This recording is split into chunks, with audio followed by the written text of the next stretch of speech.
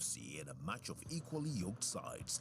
On stellar Saturday, Hoho United FC pit their strength and wits against league leaders Midyama SC. And on Sunday's special, unbeaten Asante Kotoko will look to bully Karela United into submission at the Babayara Stadium.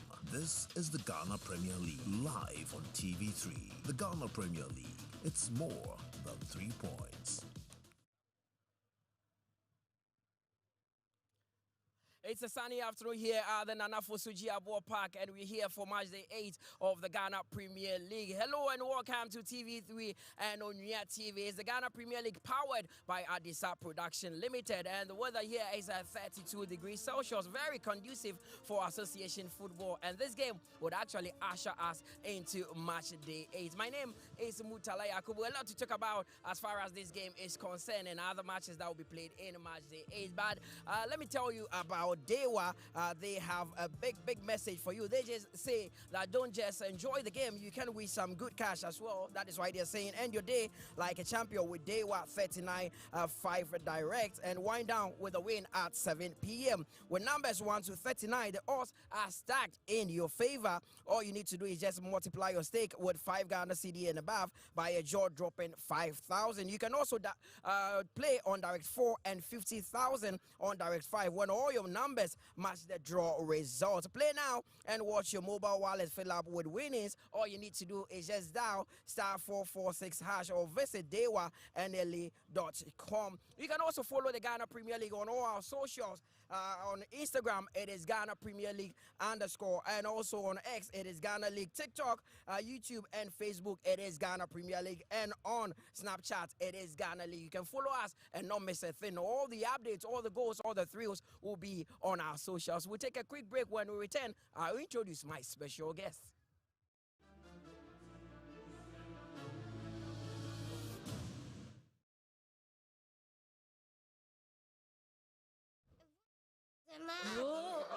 Even watches Ghana football these days. Do you know Charles Taylor? The president. Charles the Terror Taylor. He terrorized defenses with his dribbles. You know Don Bote?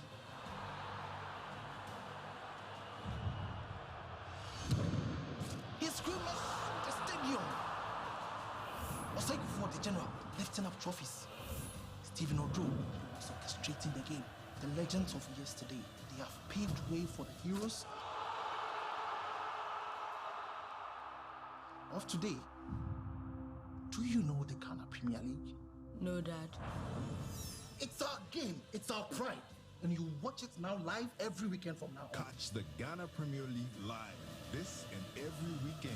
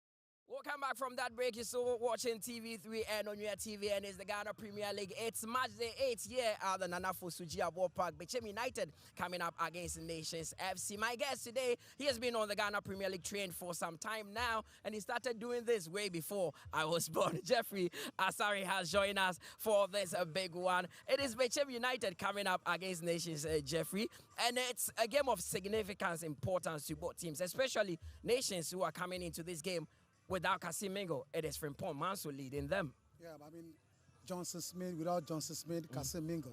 Don't forget, Johnson Smith played a critical role in the team coming to the Premier League in the first place.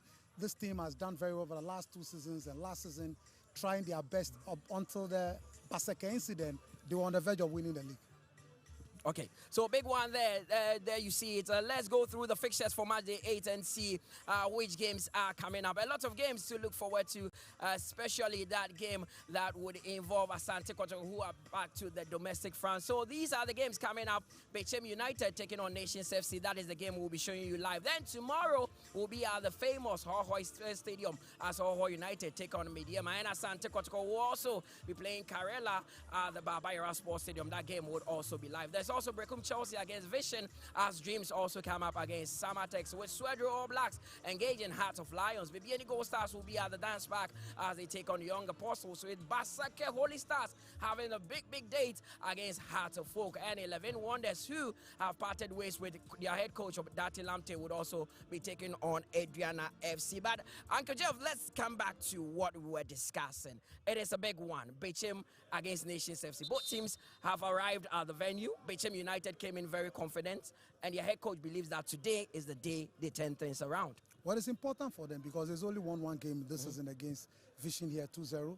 And so this game is a game they need to. They've drawn only 2 games already here, against Basake and against House of Folk. So they have to make sure that they get the 3 points. They are lying just on the 14th on the league table with 5 points. That is not good enough. They need to get a win today. Now for Nations have gone 4 away games without a win. They've lost all 4.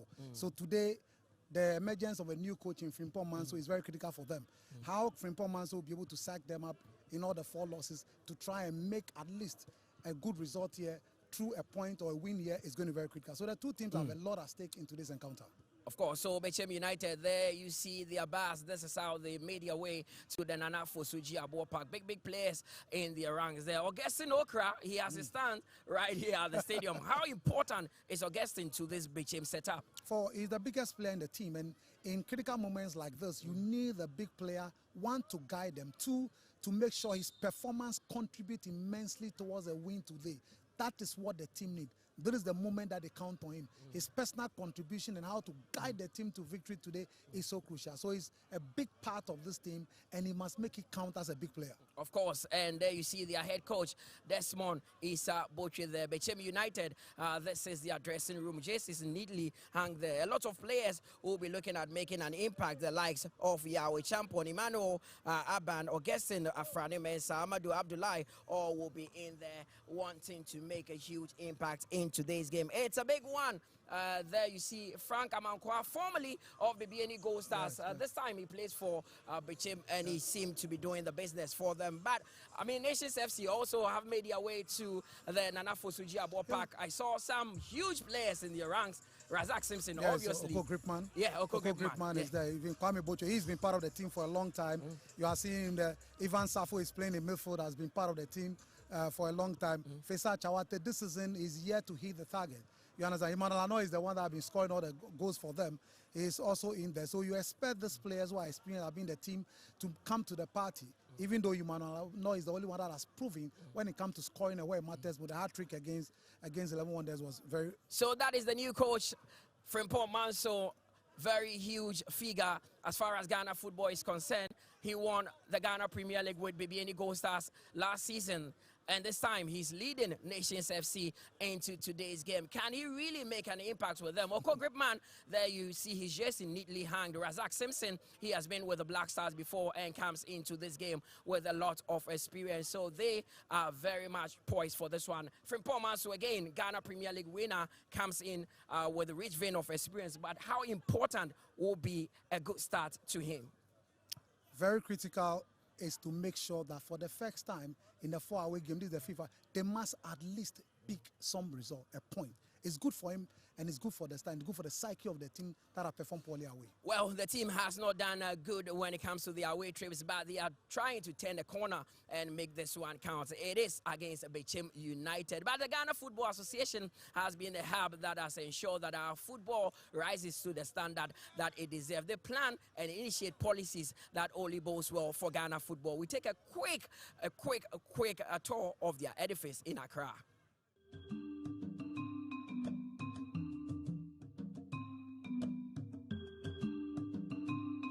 it is President Kerr's vision that the Ghana Football Association Secretariat will create that enabling atmosphere, a serene one, of course, a safe one, of course, a beautiful one, of course, so that the management of football will be that seamless, so that everybody who comes to the FA will know that, yes, this is Ghana Football Association. Every organization that is meant to be, in quote, serious, there's a brand identity. You know, everything is done on purpose. And it's the same thing we're bringing to the FA. Modern feel, character. So everything is targeted. You realize that currently we have an office for head of legal or the legal department. Previously, we didn't used to have. The finance department, led by my good self, has been enhanced greatly. The HR office has been enhanced as well. Marketing office has been enhanced. No, previously, marketing used to be in this very building, but now they are in the other building just next to this one. Previously, we used to call the PLB building. So you realize that we've created quite a number of offices and new roles. The other existing offices like IT have all been enhanced. So the IT office used to be very small in this, our very building. We've moved it to the building just next to this one. And if you enter the IT office and you see the kind of work we've done there, the number of people we've employed, just to make sure the IT office is top-notch. And then when it comes to player registration processes and club registration, I mean, these processes are undertaken seamlessly.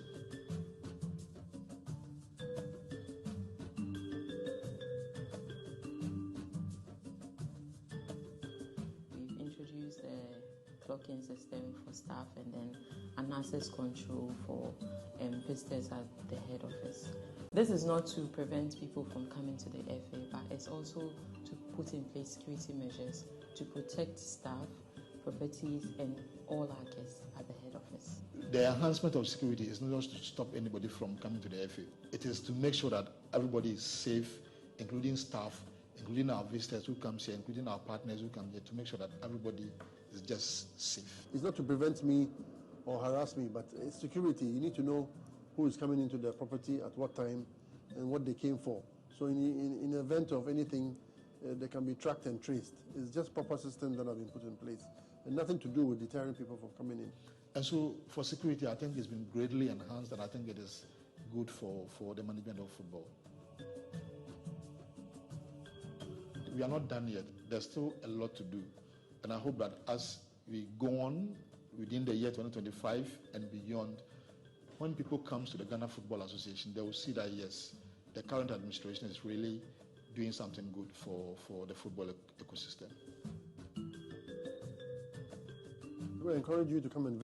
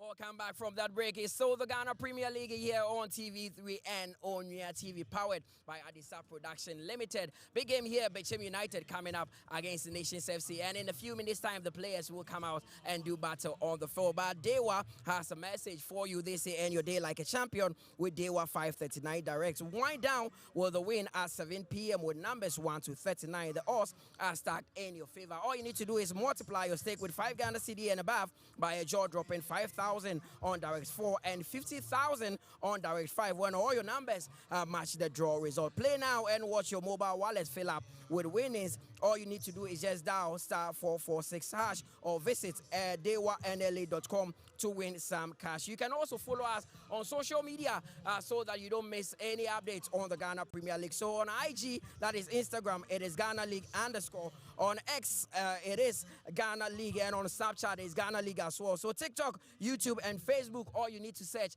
is Ghana Premier League, and you get all the updates. Now, the coaches for both sides have made their way to the venue, and we've had a word with them. For Desmond Isabotre, the head coach of Bechem United, he feels that the win here will turn their corner around. And for new coach Frimpong Manso, he believes 3 points will be massive in this first game.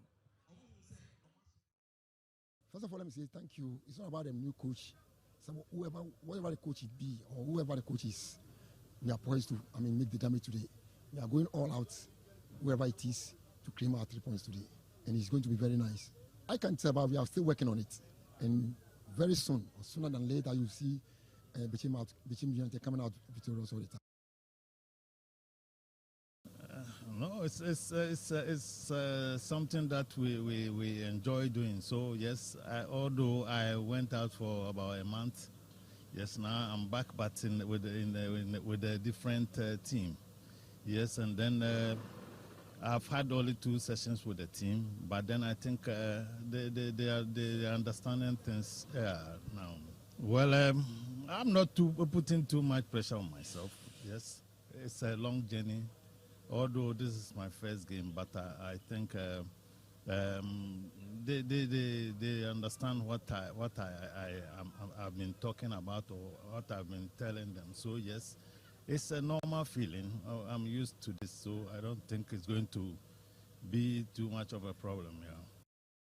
Now, on the league log, the coaches have contrasting fortunes, but one thing they have in common is that they are all called Steven. So, Steven Frimpong Manso and Steven Isabotre. But both of them very confident, Jeffrey, of getting 3 points here. For Isabotre, it looks like a must win because there's a huge pressure on him, and we've already seen casualties in the Ghana Premier League. Yeah, it's a must win.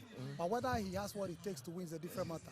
Because he's only picked 5 points at home, dropping 4 valuable points. And he's sitting on the 14th. Fit 5 points, that is not good. He needs to at least pick a win today to move up to 8 points. For Coach Frimpong Manso taking over the team that he's not coached before, this is the first time a team that lost some key players.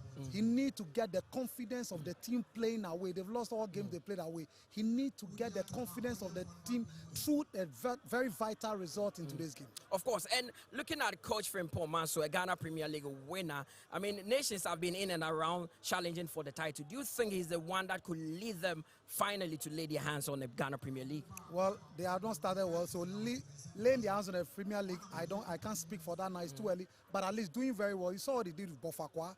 Before he left, he had the issue.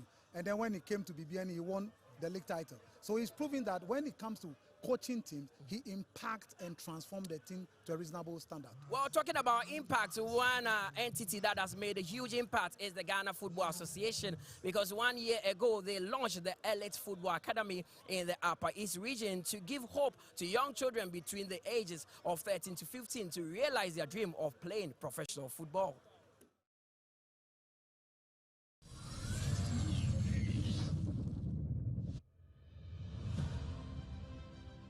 I believe we all should mark this day in our agenda as the day of change.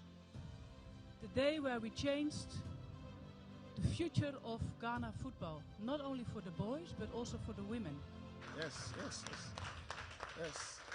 The Ghana Football Association launched the Talent Identification Program that seeks to identify and develop the best. The Upper East has the potential to produce a lot more super talents and perhaps a lot more of Abedi Ayew Pele's if and only if we support our youth with first-class footballing infrastructure. And this technical center which we have built, I'll be glad and propose that we should call it Ketukaku Winkogo Technical Center for Excellence and Development. We are hanging his name on it with Winkogo so that he knows that he has something here in Winkogo. You are welcome to Upper East Region, Winkogo to be precise, Ket ES Okreku Technical Center. The essence of this technical center is to develop football talent within the 5 northern regions. And this happened to be the first project of phase 1, should I say, through the FIFA 1.0 that has come with the external walling, a pitch, that's the football field itself, which goes along with the floor lighting, and at the same time the irrigation, and that has been the first stage of it.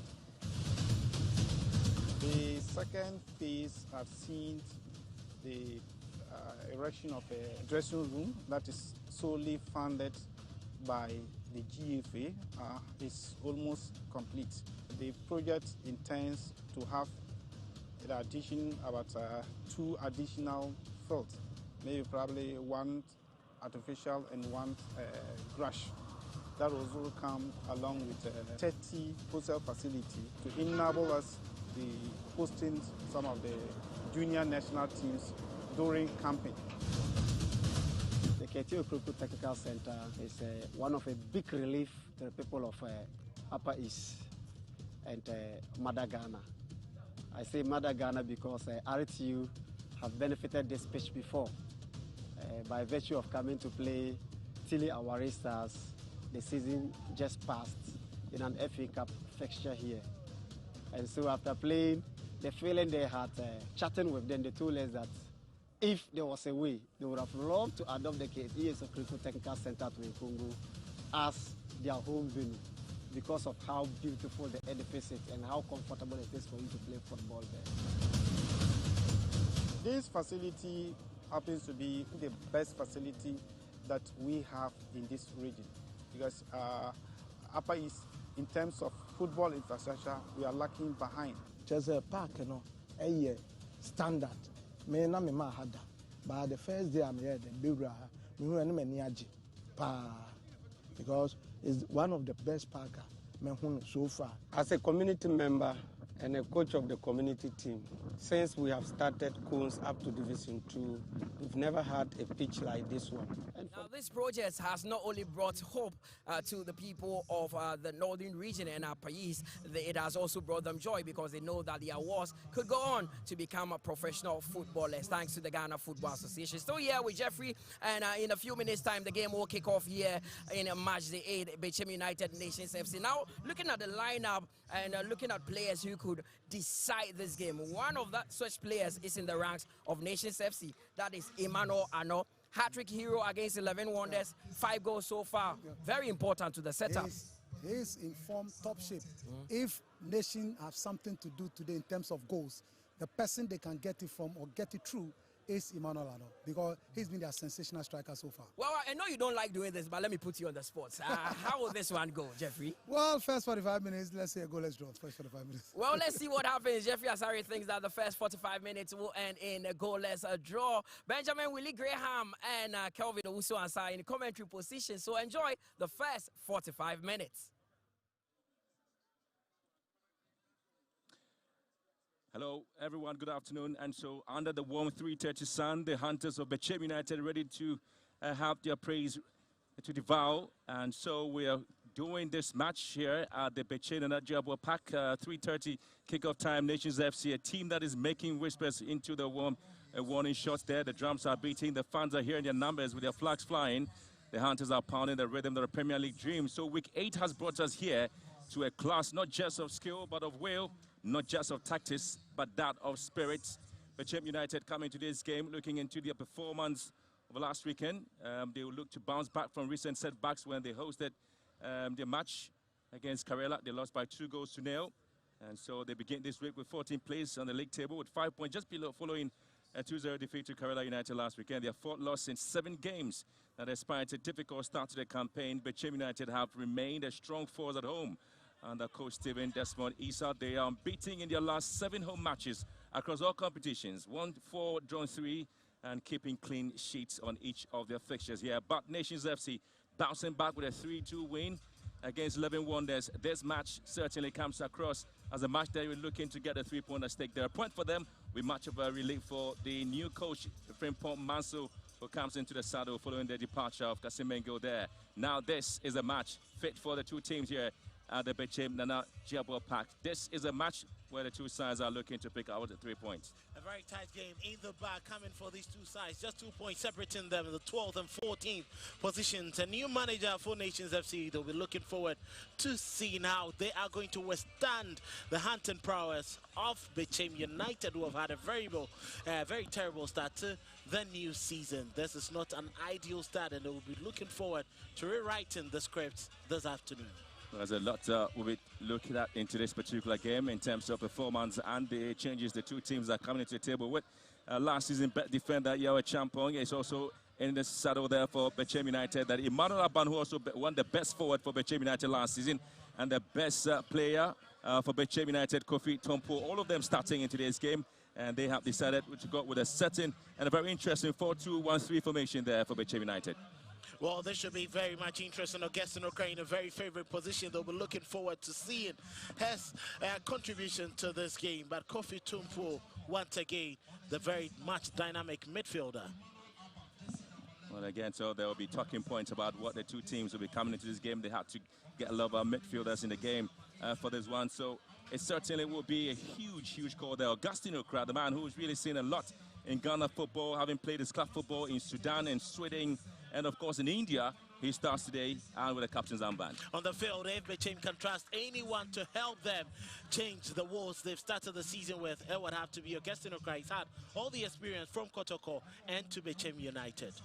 Oh, that's a talking point about the match officials. Boma Glossa is also there as the match referee for today's game.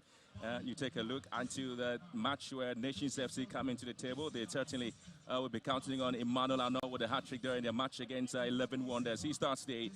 Simpson, who's tasted national team football before, he's also there for these two sides. And they certainly are looking into this setup there. They're playing 4 back with 2 holding midfielders there, but there's one person playing just behind the attackers. Well, it's quite interesting to see how he set up his team. Suleiman Asuini playing his first game, and Faisal Chawete restored to his favorite position. They'll be looking more to him for inspiration. But Emmanuel Arnaud, former player for Bechem United, he knows this step very well. He knows this terrain, and they'll be looking forward to seeing how he can impact the game as a former player. Well, as a man of Frimpong Manso, who had a very torrid time with Gold Stars when they played in the CAF Champions League, really had not to return home just after the defeat, and that was the end of his story there. But for Nations FC, it's a huge call there after that 3-point they picked up at home against 11 Wonders. Also seeing the end of their coach, Neo Dati Lamte. So there's a lot of movement in the Ghana Premier League regarding the coaches who are leaving and those who are staying. So Nations FC in their white outfit there. Bechem United, obviously, at the time looking into the outfit here, they always say they are the hunters there. And so Aban was also play a very interesting role there. He was the best forward, actually, for Bechem United when they were awarding their top players last season. Very enterprising left winger who has that ability to run into very tight spaces, get in, and we're looking more at supplying Foster Sakite up front. Well, he's a very witty winger. They'll be judging him based on his pace and his intelligence. Tell you what, 3-5-2 formation rather there for Bechem United in this game. And I'm not really interested. Just want to find out exactly why that decision would go with 5 midfielders in the game, not 2 defensive there. But match officials, George Maoli, Voma is ready, assistant referee 1, Paul Kojo. Timakar is here, assistant referee 2, James Osari. And so will Bechem Fortress once more beneath these Asian hills, or will Nations FC carve their name into the breeze? As we have to sit back and feel the pulse, because Ghana football is back here in Bechem. And this is the match week 8 between Bechem United, the home side, and Nations FC. This is a match definitely for the two teams who pick the three-pointer stake there. Depends on who is able to meet the threshold with performance on the field there. Well, that is going to be a very interesting game. You look at how they've started. Akogo not playing this game. They were looking forward to getting the very best from what Brandon Enchisapon would offer. First attacking move there from the visitors, Nations FC, who are pushing a lot of men forward there in terms of their football. Also looking at Mark Williams Boateng, who's in the 88 shirt. Interesting jersey now there for Nations FC. And again, you're looking to see the performance these two sides we put across. The first offense goes against Nations, and there's a foul there on Yao Echampong. Really respected here in Bechem. Yao Echampong, the best defenders there for the side. Emmanuel Enin, the goalkeeper, hit this one forward there, trying to save and pick his men up front. So there's going to be a lot of physicality at midfield, and I was talking about the changes that made there by Bechem United. Having to play 5 midfielders basically would be one of the talking points in the game, whether they want to go defensively or try to open up a little bit when the team is up front. Well, there's a more attacking-minded structure you've seen from the team. You have Augustine Oka playing right behind Sakite and Amadou Abdoulaye, with 4 men just in front of the defenders to add Tumpo and Frank Amago, as well as Aban adding up to the attacking bite. So it's just a balanced structure that, you know, Stephen Boche is looking forward to, and I think that has set his team up very well to repel the threat from his opponents.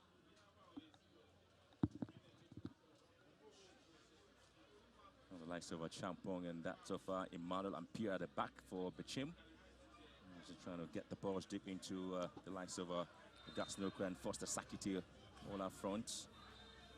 And interesting, have the likes of Amadou Abdoulaye also there. But one player who's on the bench there for Nations FC, you were talking about Aminu Mohamed, the under 17 star who once upon a time played for Manchester City. He's on the bench, might be thrown into the game later on. Well, certainly they'll be looking forward to him reviving his career, but they will not rush him as he's not very much fit for some of these competitive games. Well, Simpson got into this ball there, just eluding him, but able to repel and get position back. So, Bechem United struggling to keep momentum in there. But the best of control there from Amankwa Frank. Here comes a throw in by 14-shirted Kwame Boachi. Still struggling to move in there and say, yo, I know goes past his man and trying to push forward there, and he's been brought down by Champong. There's going to be a foul here against the home side, Bechem United, and referee Voma George Mauli really will have a very stern word there for the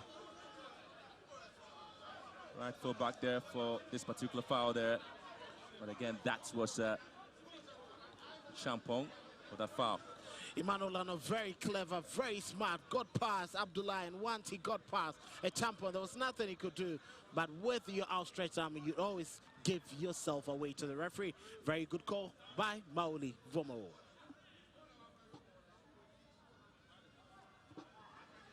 So this is going to be a very interesting position there. Simpson behind the ball equally. But Bechem United really have to defend this set piece. They are looking to see that wouldn't be any difficult moment there for them, but there will be a lot of conference there going on between the Simpson, and he drops the ball down, just moved back a little bit. Bambuachi behind it as well. And you expect to see Evan Safu also getting bit of an opportunity. Hit with the ball into the far post, and it's been punched back by Emmanuel Anan. And in with that huge hand there on the ball. That was a lovely play there from Nations FC. He's trying to unsettle the home side. Kwame Boachi knew exactly what he wanted to do. He was aiming for the top right corner, but Enin, knowing the pressure coming off from the on-Russian attackers, had to just punch the other way. Clever goalkeeping with the sun in his eyes also.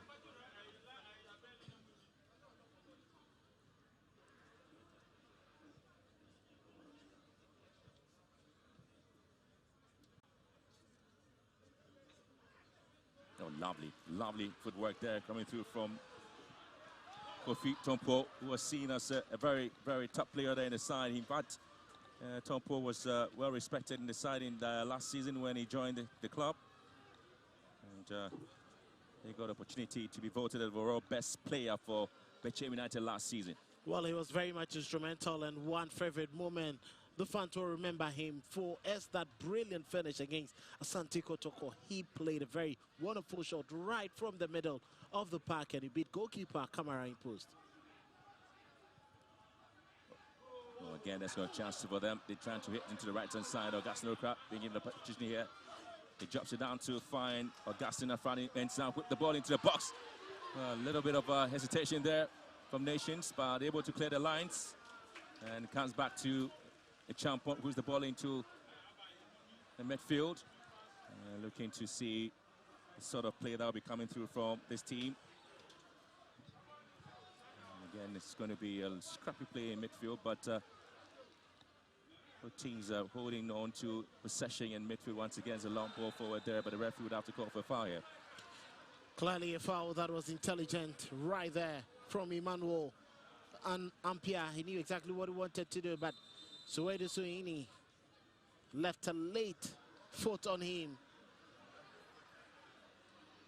Clever touch from Ampia, but Soweto was a bit late.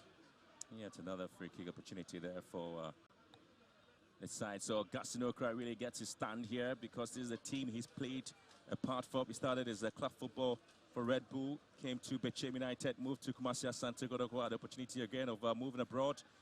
Played his club football in Sweden, India, and Sudan. Al-Marek, Al-Hilal, he played for these two clubs, the top clubs in Sudan, Augustine Okra. And indeed, back in the 2013-2014 season, he was voted the top scorer and overall best player in the Ghana Premier League, Augustine Okra. Well appreciated here in Bechem. He is one of their favorite, and every time he dons the shirt, he gives his 100% best. The reason why they continuously honor him. Here comes the free kick there for Bechem United. Ball whipped in left-footed. And again, it's been repelled by Simpson.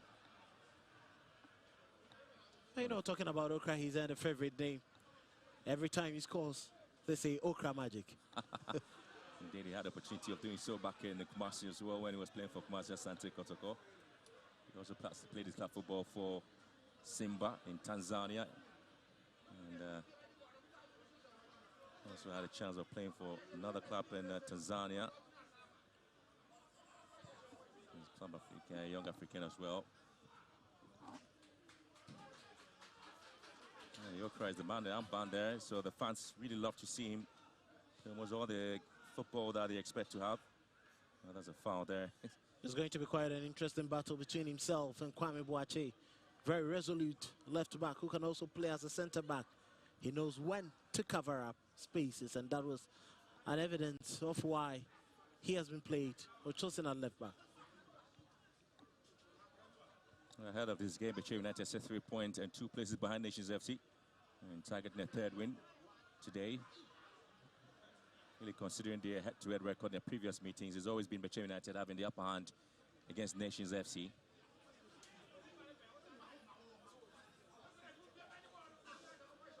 Two seasons ago, Bechem United beat Nations 3-0 here. Augustine Okra scored a penalty. Emmanuel Avognon not in the team. Francis Aqua, all of them scoring there for Nations. In that match, as a Butcher of Nations got a red card. Well, it was quite an interesting game. Francis Aqua has moved on. He currently is with Asante Kotoko. But Nations will be looking at how they can capitalize on the weaknesses within this team. Not so many changes to the Nations FC team from last season.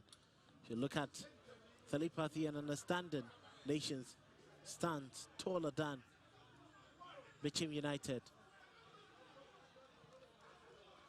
A bit interesting last season as match day one there when Richard Danso and Charles Wusu of the Bechem United, both team players were shown the red card. So it's always been a very tough game there for these two sides anytime they meet.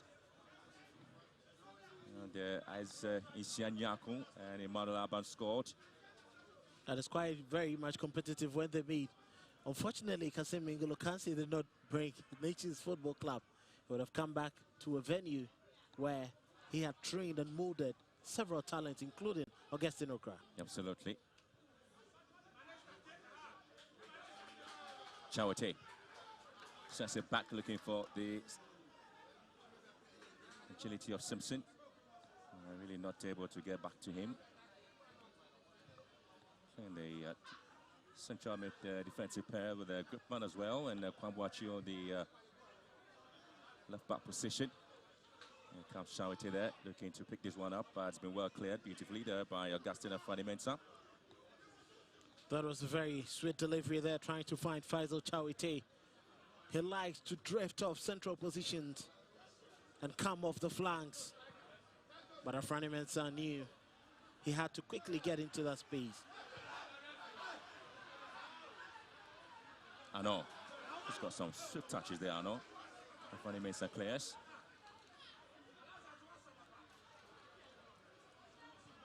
Frank Amanko also doing his job there in the midfield. So like that with a Foster Sakiti on the flanks there.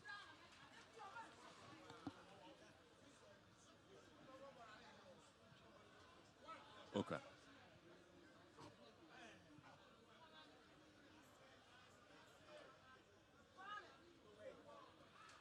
I was expecting to see the lovely play there from Tom Poole there, but the final touch very poor.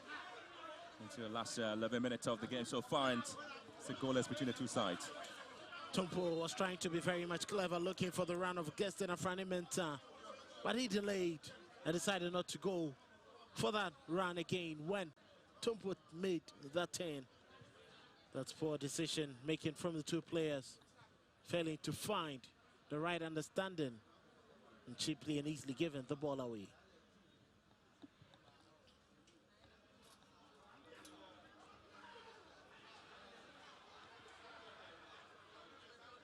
An interesting development there, the two sides. Anytime they've met, Emmanuel Aban gets to start for Bechem United.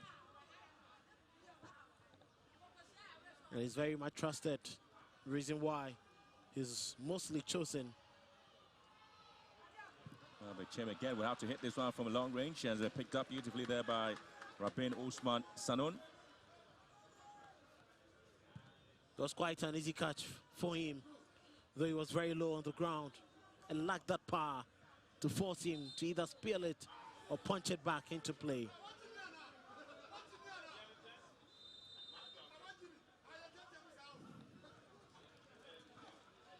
Clearly, you can see that decision-making from the referee knew Kwame Boache was at fault. Game getting a bit ragged in this moment. Simpson. Again, Okra with a long drive. Always ready to hit something when they get opportunity. He has the technique. He's very much intelligent. He knows which area of the pitch he is and how to strike the ball. The idea and intent was clear. Execution lacking accuracy and precision. But credit to Amadou Abdullahi for bringing that ball and shielding it, laying it off for Okra to strike. 6 goals have been scored between the two sides. The 4 meetings. Bechem United picked up 2 wins against the Nations, and Nations yet to beat Bechem United in the other league matches played between the two sides. What opportunity now, and Sanon comes out with an intelligence clearance.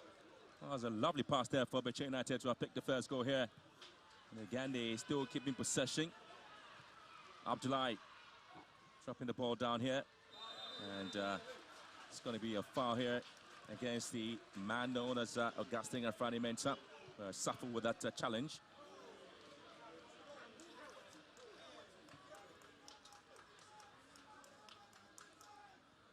It's interesting to note Bechem have started finding the loose ends of the Nations FC team. Another best of control there has been hit right by Kevin Ampofo. And Bechem United really coming very hard at Nations FC. Lovely opportunities now. They've been trying to throw the balls together, and now they try to go back again. And it's going to be a corner kick advantage there to the home side. You can see that link-up play between Augustine Okra and the rest of the attacking team. Force the Sakiti Amadou Abdullahi. They clearly understand themselves. They know the positioning of the man who can be lethal. And set piece here for the home side. Ball hit to the far post once again, just to lose everybody. Very poor play. Those corner kick wasted there. Very poor execution coming in. They expected a better delivery from Emmanuel Aban. That is clearly wasteful. You cannot see from his reaction He was not happy.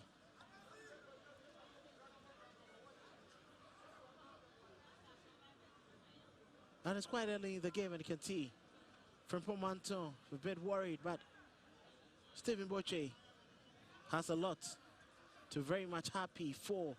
Quickly has called up his captain. He needs to send a message to them, what they need to do, a bit more resolute.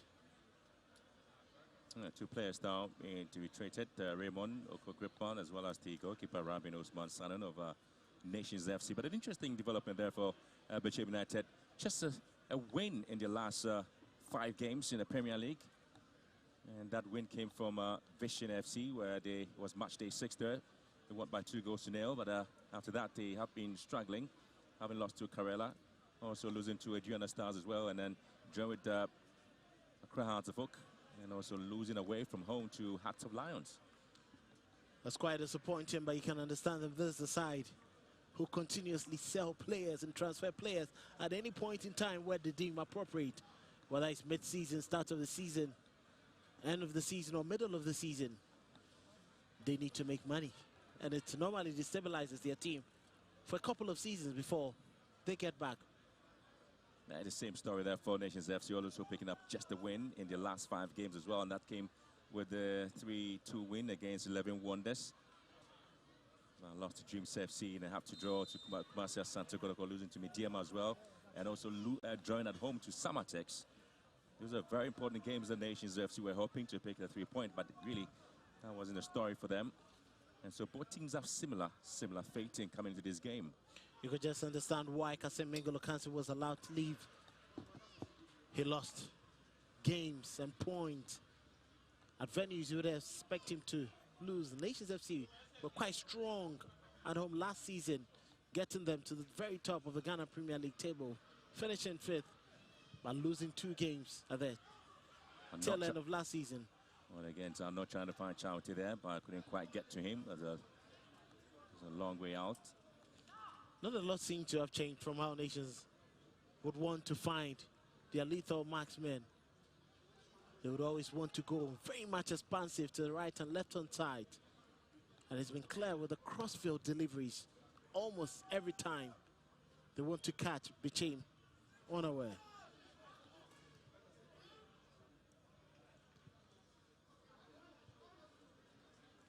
I was looking for the man up front there for Sasakite, and combine beautifully there.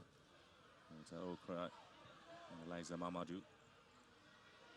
Yawano again, he goes past the Champong and now hit this one into the box. He's been repelled. Franco Mankwa. Bechem United sometimes do find themselves in a very awkward position. And again, one of the players who really coming out very strong in the game there is Yawano, the foul there by Mark Williams Boateng. That was a full foul to concede. He could have risen and challenged for that ball. But Foster just made sure he was going to be the first to get to that. And once illegally preventing, he goes to ground for that foul. Nations still struggling to get a hold of the ball for more than a minute. Again, just hit this one very far there. Augustine repelled here. Oh, Kraus is going to pass on that one. And eventually it's been cleared beautifully. That was a very good read of the game there by Oko Gripman. He calculated it and knew Okra's deadly as he is was lurking just behind him to find the target.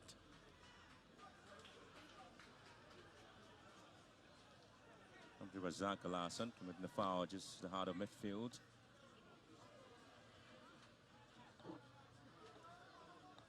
And Simpson here. And Charity has the ball to no man's land, but Abdullahi comes in to get things done.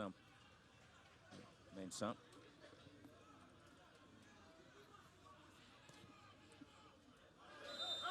It's obviously going to be a foul there against Suridu Suhini Sulemana. Again, he was completely beating there with a lot of body swerve, and so had to bring his man down. Aggressive play by the two sides. Now Suleimano again getting the ball away. Arnaud was the target. He couldn't really control the ball well. Now comes back to Bechem United as he's trying to hit more men forward there with the likes of Emmanuel Aban. So picking up possession and trying to hit one up into the half of Nations. And Yawano again have to deal with 2 players, and now he's been brought down. Champon coming into the fray there with a little bit of a nudge on him. And referee Voma just right there at the action, and you can see. Could clearly see Manolano trying to get in between the 2 players. But unfortunately, it was Yawe Champon who had to bundle into him. Emmanuel Lampi had already taken the lead, trying to win possession. It looks like the batch from a Champon has given the free kick away. If you ask me, very poor foul to concede.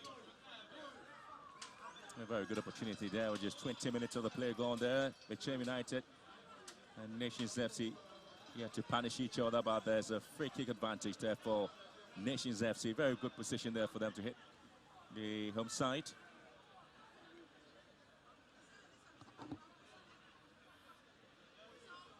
Total of 76 players have appeared in the scoring sheet so far this season.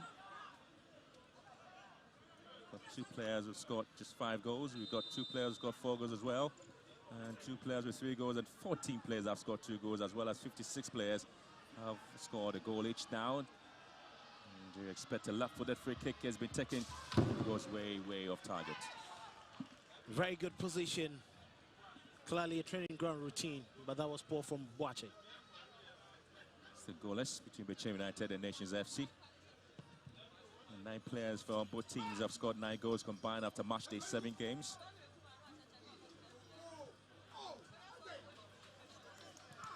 Manuel of Nations FC has scored 5 goals. And still having a lot of play there for Mensah, and then Okra picks up possession here. And Tompo to Mensah again, lift the ball to the far post and is able to get to Aban, drops it down and goes to the left full back who's trying to locate Tompo here. And again, it's going to be a foul here by Augustin Afrani Mensah.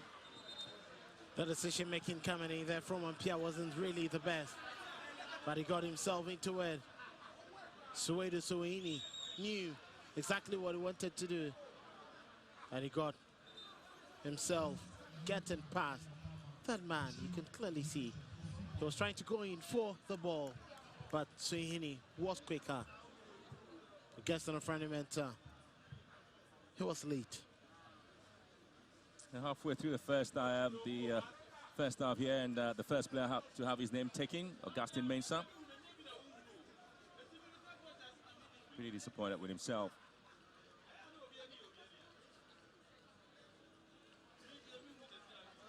So Heaney really seeing that is why I picked up a free kick, and again there's a Frimpong Manso comes in to change a lot of things there for Nations FC, looking at what he's been able to do in the Ghana football in terms of his play days with Kumasi Asante Kotoko and as a coach with the national sides. And again, you're expecting a lot of fluidity in his play there for Nations this season.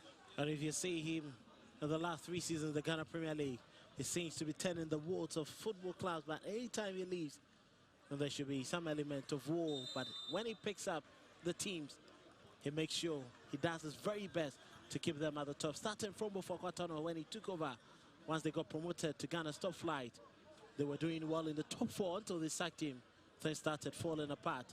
He picked over Gold Stars and he made them league champions until the fracas between himself and the main boss. Now he's taking over Nations FC, though we're looking forward to some rejuvenation of the club. He's trusted to do that perfectly. Certainly.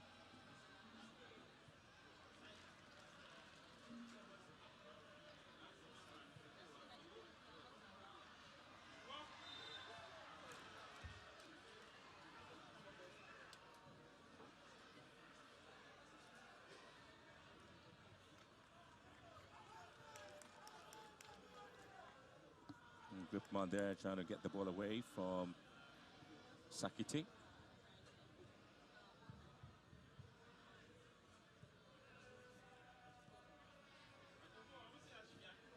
ball here. Okra, a lovely pass now to Aban. A little bit of a heavy touch on the ball there. Aban couldn't quite get to the ball. Clever from Okra. You could see the intelligence behind making that decision. But it was a little bit overhead.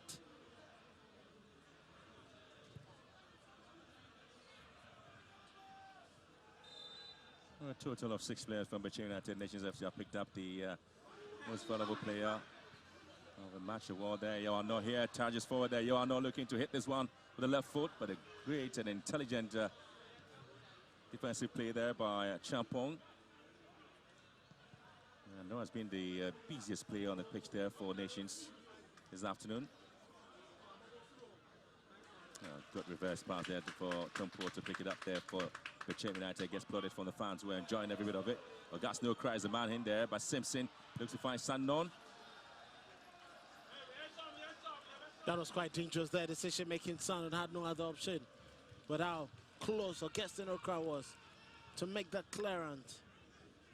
It was quite quick, and that is what you need from your goalkeeper as the final line of defense, preventing Okra from having anything on the ball. He's very dangerous. You can leave him inside territories. He's a player who can defend. He's a player who can score. He's a player who can do a lot of things. Well, looking to hit this one again. And once again with the speed of Arnaud. Goes around the two players there, Arnaud. And it's a foul. And again, there's a lot of anxiety and tension there between the two players there for Bechem United. You can see clearly a push there from Emmanuel Arnaud. Frank Amankwa is trying to have a word there with his partner. Again, when you see Arnaud coming, certainly comes with a blistering speed. And Augusto Grass switching to the left-hand side. Again, was trying to reverse the ball, but again, Alban was just run ahead of himself. And here comes Evan Saffel on the right-hand side, finding support there. And now there's going to be a long-range Goodman.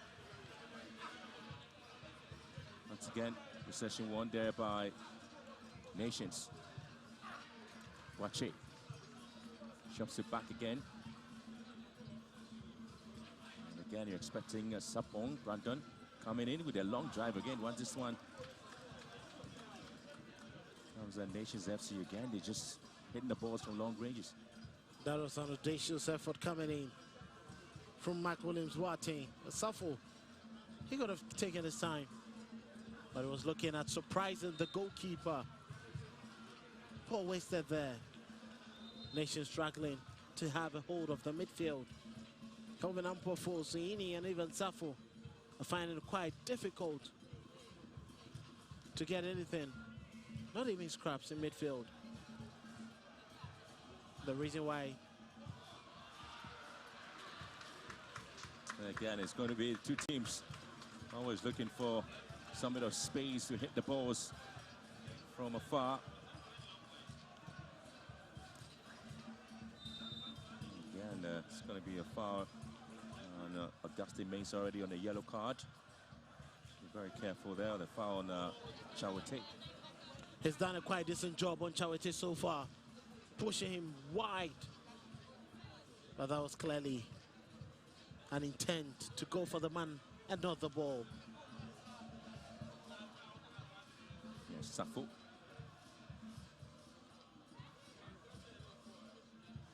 Brandon Safo again trying to pick up a knock, couldn't quite get to him again. It's going to be Sakite and Gus Nokra combining on the left-hand side. And spreading some of the passes, beautiful play now. There's a lovely ball there from Sakite. And now it's going to be a flag up on offside against Arnaud.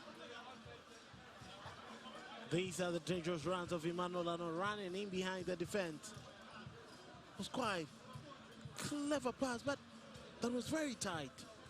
Very, very tight.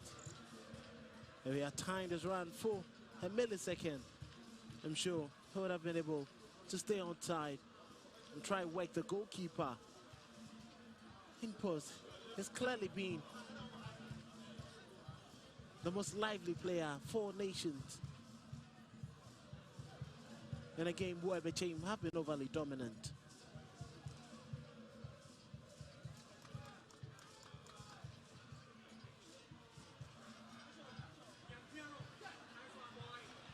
Again, there's a foul here. Anytime you see the face of this young man, that clearly tells a story. Remember, he got a hat-trick against 11 Wonders, and again, he's a champon. He was really showing his powers as a centre-back against him. It's quite surprising why Yahweh Champon, knowing how quick Anois delays and decides to go in with a shoulder badge. Ano was first to the ball, and once he made that touch, any shove was definitely going to go his favor from Mauli Vomo. Again, you can see the possession there. Nations FC really having plenty of the ball there by, again, having been up to score. But interesting, the home side not really retaining possession, 45% of that. Well, they've been losing it a couple of times, but I think for the few times that they get onto it, they're quite interesting to watch.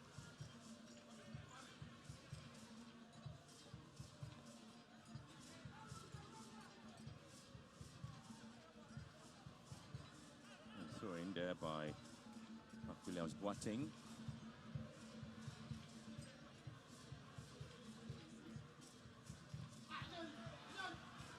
And there's a lot of runs on the flanks. Expect to have this moment there. Flag stays down, and Bechem can have opportunity, but again, he's been hit wide, but that wouldn't count. The referee had already lit that flag there for an offside against Amadou Abdoulaye. There was a little bit of delay, but you can understand him. There was no way he had to make that quick decision. The pass went in from Foster Sakiti. But Abdoulaye was too quick. He should have timed his run. He was far away from his markers. I don't see the rush and the need to quickly move for the ball.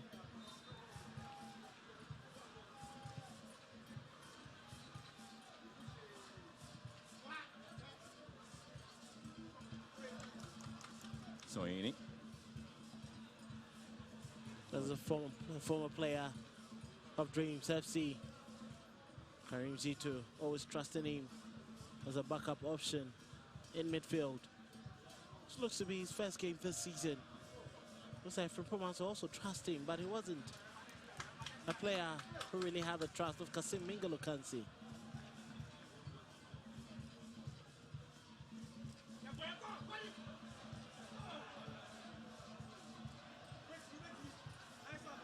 Good run there for Bechem United. Opportunity for them to see if they can hit the first goal there. Well, they'll be calling for a penalty, but Boma says no. So again, there was a bit of a theatrics in the box. The reason he's not going to give that. I think he fell down too easily. He was looking for it. Mauli Vomo close to the action, knew the defender had to check his line. Augustine Okra. That decision from him was a bit poor. He could have been a bit more stronger trying to keep the ball in a very crucial position in the penalty area.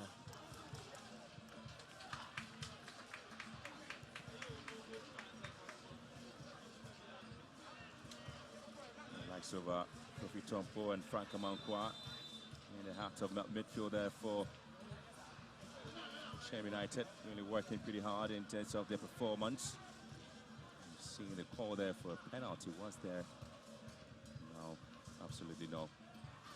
Zach Simpson, very much experienced. He knew exactly what he wanted to do, trying to shield the ball. Okra was looking for it. He went down too easily. I'm sure he's lucky to have even escaped the yellow card from Mauli Vomo.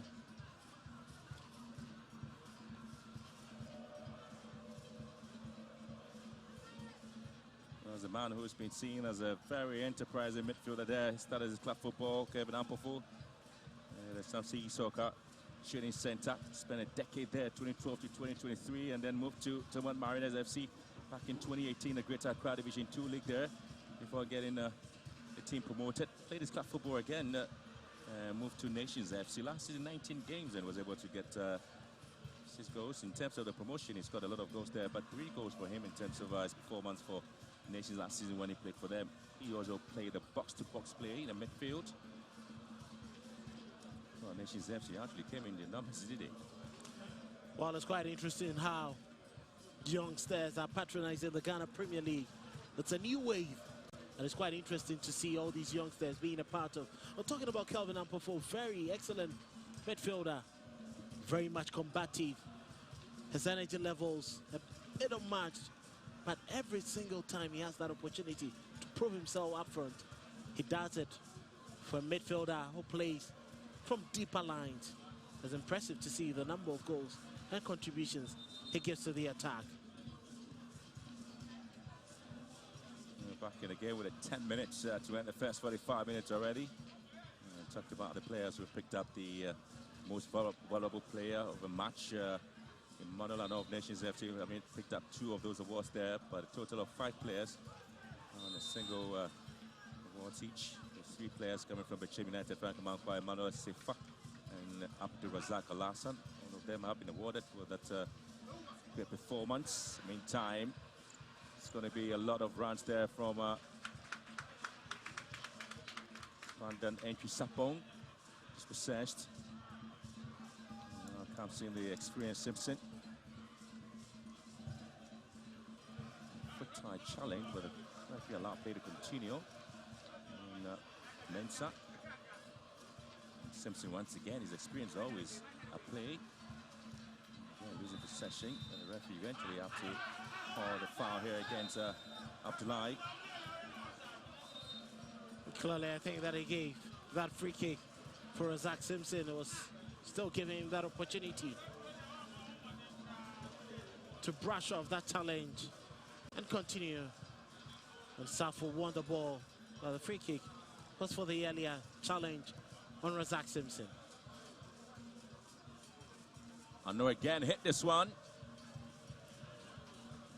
Was a switch of play and a very awareness and intelligence there. Ano. Always with the eye for the goal. It was quite a distance, but he wanted to take his chance. Not too far away from the goalpost. But in that situation, he trusted his instincts to hit that. It could be better next time. Okra.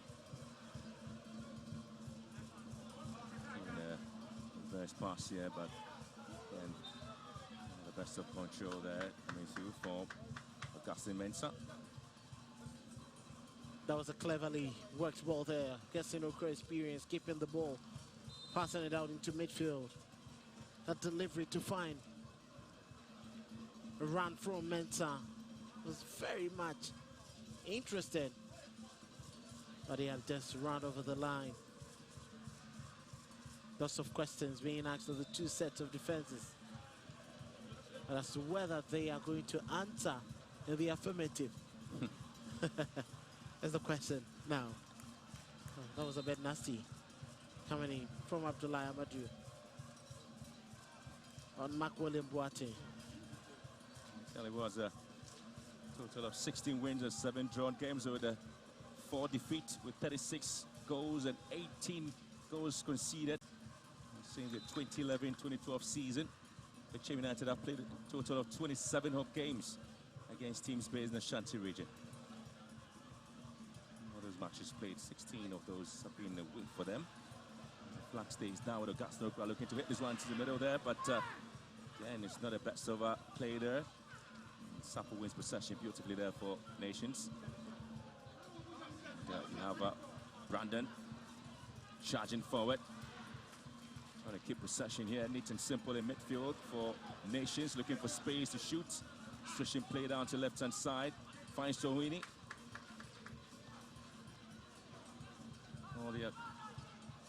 That was an interesting round there from Brandon and Sapon.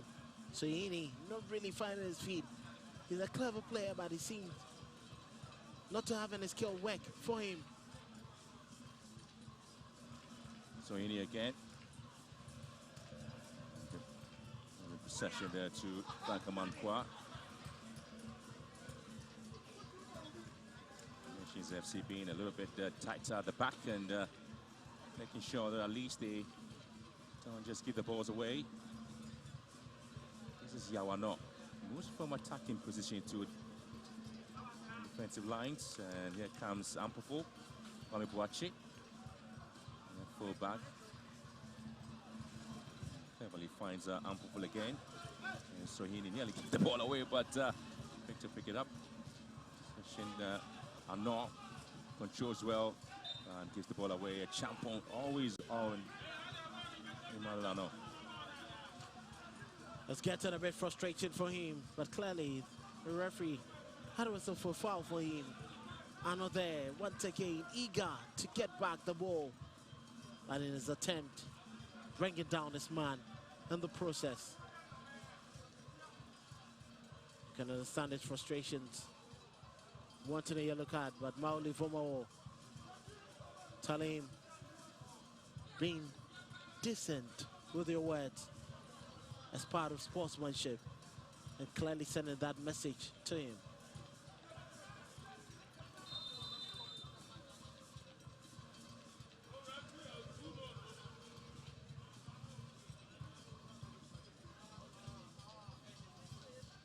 Yeah, you talk about the play of both teams in the game in terms of performance, in terms of what they were able to do. And just about 5 minutes to go. It's still Bechem United 0, Nations FC 0.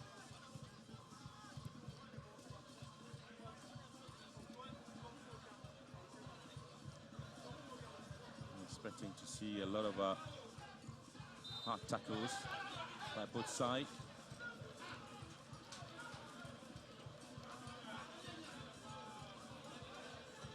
We really have to stop play and see if they can, at the moment, to speak to the players. They're not really wrestling, but that's exactly what you see. Well, I think that Sayini getting himself in a bit of a trouble there. He left the ball, went into his man, and there was no way he was going to come out from two opposing players from that scrap. Lucky to have won the foul there.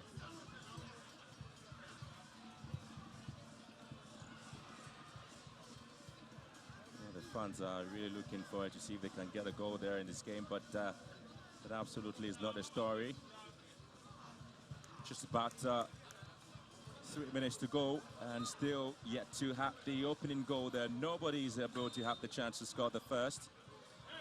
Bechem United have had clean and decent chances as well, but Yano has always been the the only player who's got the chance to hit the balls into the danger zones of Bechem United.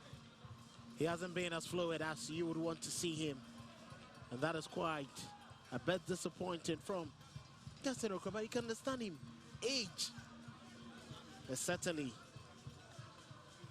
not easy for someone like him to continue keeping. And that's going to be another foul. The foul really livid, not appreciative of the decision there from the centre referee, Maoli Voma. And again, the coaches are really also disagreeing with the score there. And Brandon Sapong really doing his job. And another switch of play. And again, Henning will have to collect this one there for Bechem United. Another free kick Wester there. You can clearly see he wanted to expand that set piece. But unfortunately for him, it was hit too quickly, too sharply for anyone to latch onto.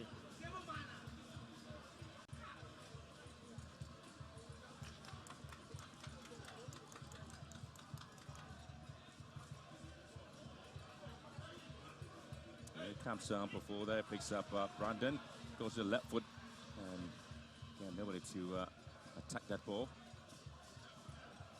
Ampofo again. Kwame Boache. I think that was clever there from Boache, trying to keep the ball in play. It was a very outstretched keep of the ball after that pass, seemingly going wide. Zach Lassat being taken over.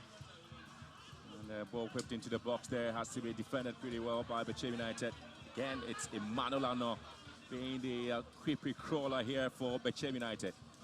It's quite interesting how the two players in the art of defense, Yao Champon and Razak Alassane, keep delaying in trying to get a hold of the ball. I know he's fast. his cunning. You don't allow him to get onto any of those loose balls. He nearly caused some problem there. 23 minutes of added time. The free kick opportunity there for the side. Just up behind the ball there is going to be Ivan Safo. Right with the ball. Again, Simpson is the target. Just looking for handball, reversed into the box, and how to collect it.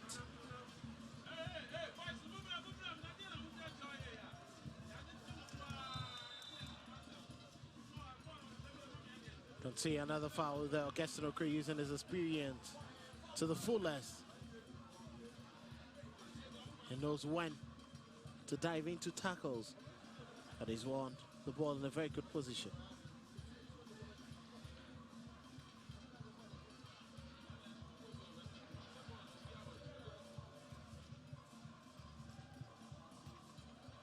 Okra.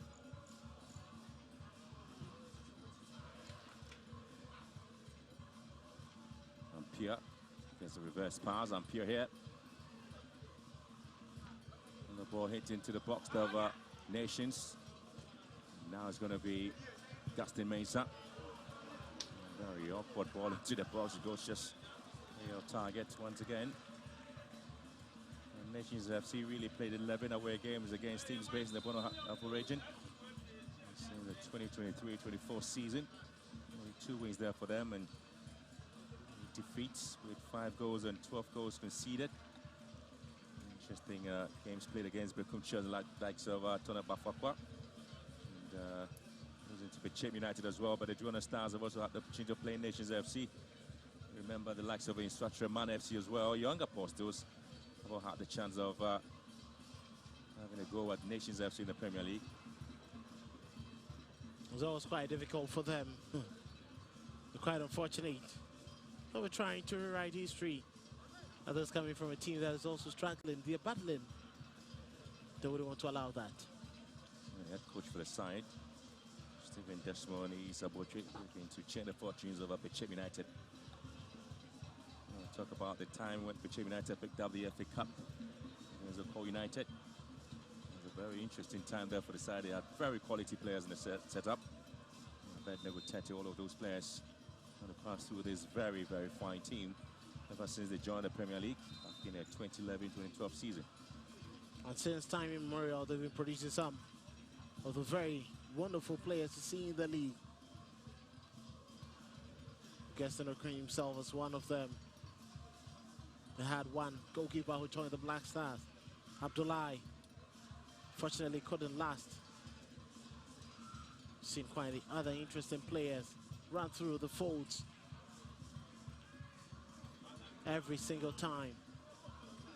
Emmanuel Lavogno, the likes have all passed through Bechem United, and they continuously keep producing some of the best players you see on the local scene.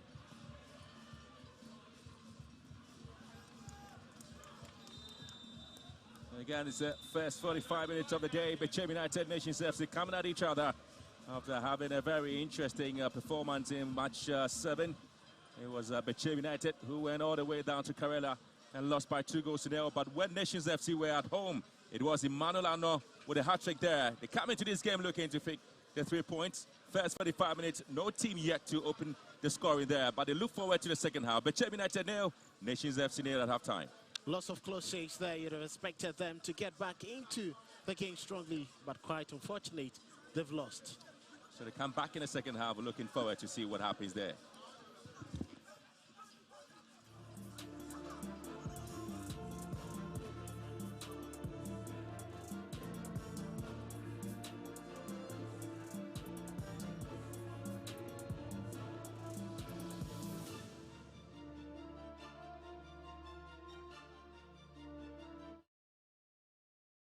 Also for the women. Yes. The Ghana Football Association launched the Talent Identification Program that seeks to identify and develop the best talented youth players, both male and female, in the country. The reason is to form the base of the various national teams, as this project, open to boys and girls, is put in 15 zones for the boys and 5 zones for the girls. Hesterine from UEFA joined Bernard Liper, the technical director of the Ghana Football Association, for this launch. The road ahead will be rough, will be muddy. But as a family, as a unit that believes in the vision of investing in our tomorrow, we will get there. Support for the regional football associations has been immense since this administration took office. The Executive Council has come up with landmark interventions and support programs to cushion the 10 regional football associations. Support that are coming from the FA down to the Regional Football Association is something that we never imagined. Juvenile football receives support, women's football receives support, administratively same. Some of these interventions include supply of free footballs to juvenile and women's Division 1 clubs through FIFA Forward 1.0, free FIFA youth coaching workshop for development coaches, free training of juvenile scouts in the regions. The future of our sports heavily lies on your shoulders. If you get it right, it means our collective future is protected.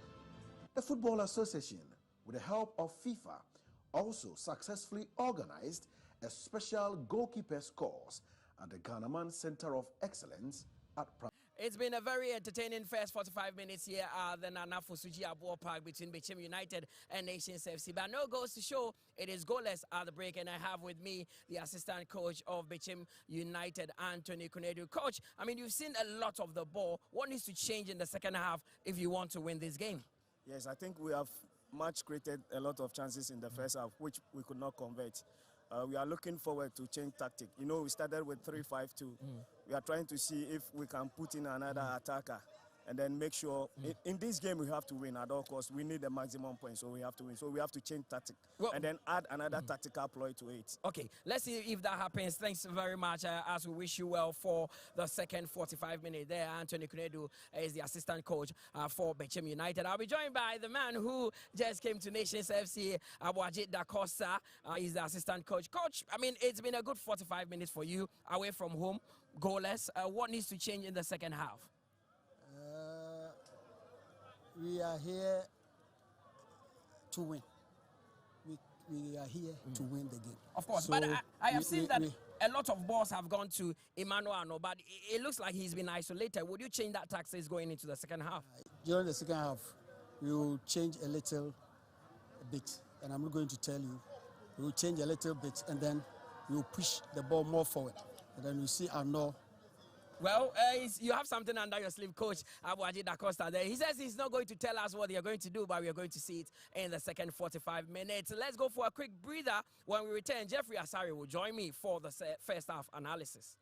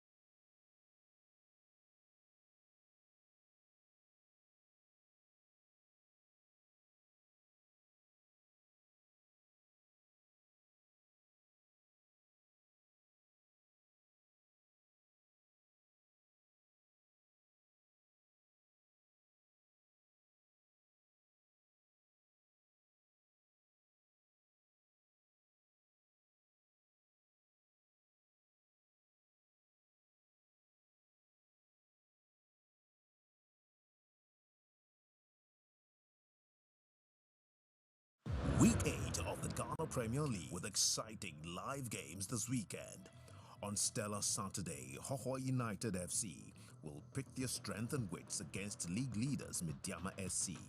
And on Sunday special, unbeaten Asante Kotoko will look to bully Karela United into submission at the Babayara Stadium. This is the Ghana Premier League, live on TV3. The Ghana Premier League, it's more than 3 points. So we just started match day 8. Tomorrow we'll be at the Hohoy Sports Stadium because Hohoy United will be coming up against Midyama. Then on Sunday, it is Asante Kotoko who will return to the domestic France. They will be coming up against Karela. But right here, it is Bechem United against Nations FC, and it's goalless at the moment. My name is Mutala Yakubu. Jeffrey Asari is here with me. First 45 minutes, it's been a 50-50 affair, but it looks like Nations have been slightly on top. Yeah, 50-50 affair, but Nation have been slightly on top because of the man called Emmanuel Ano. You saw that foul, he beat Alassane Abdul, and then Yawa Champon brought him down for a free kick that was taken by Kwame Boachi, but the goalkeeper Eni was able to parry. After that, he had another opportunity by Yawa Champon. Yawa Champon has brought him down 3 times. He's marking very well, but most of the time he seemed a bit isolated. In the course of the game, you saw Kofi Tumpua came into the game very well, and then he started being quicker than Ivan Safo. You realize that Augustine Okra, what Augustine Okra did was now playing the intelligent maestro of the team, where he was passing, drawing Foster Sakite to himself, Abdullahi to himself, and Aban, and that was why Abdullahi gave him a pass, he shot wide, and another one, Aban gave him a pass, he shot very wide. But at least you could see that he started becoming stronger, picking second balls in the midfield.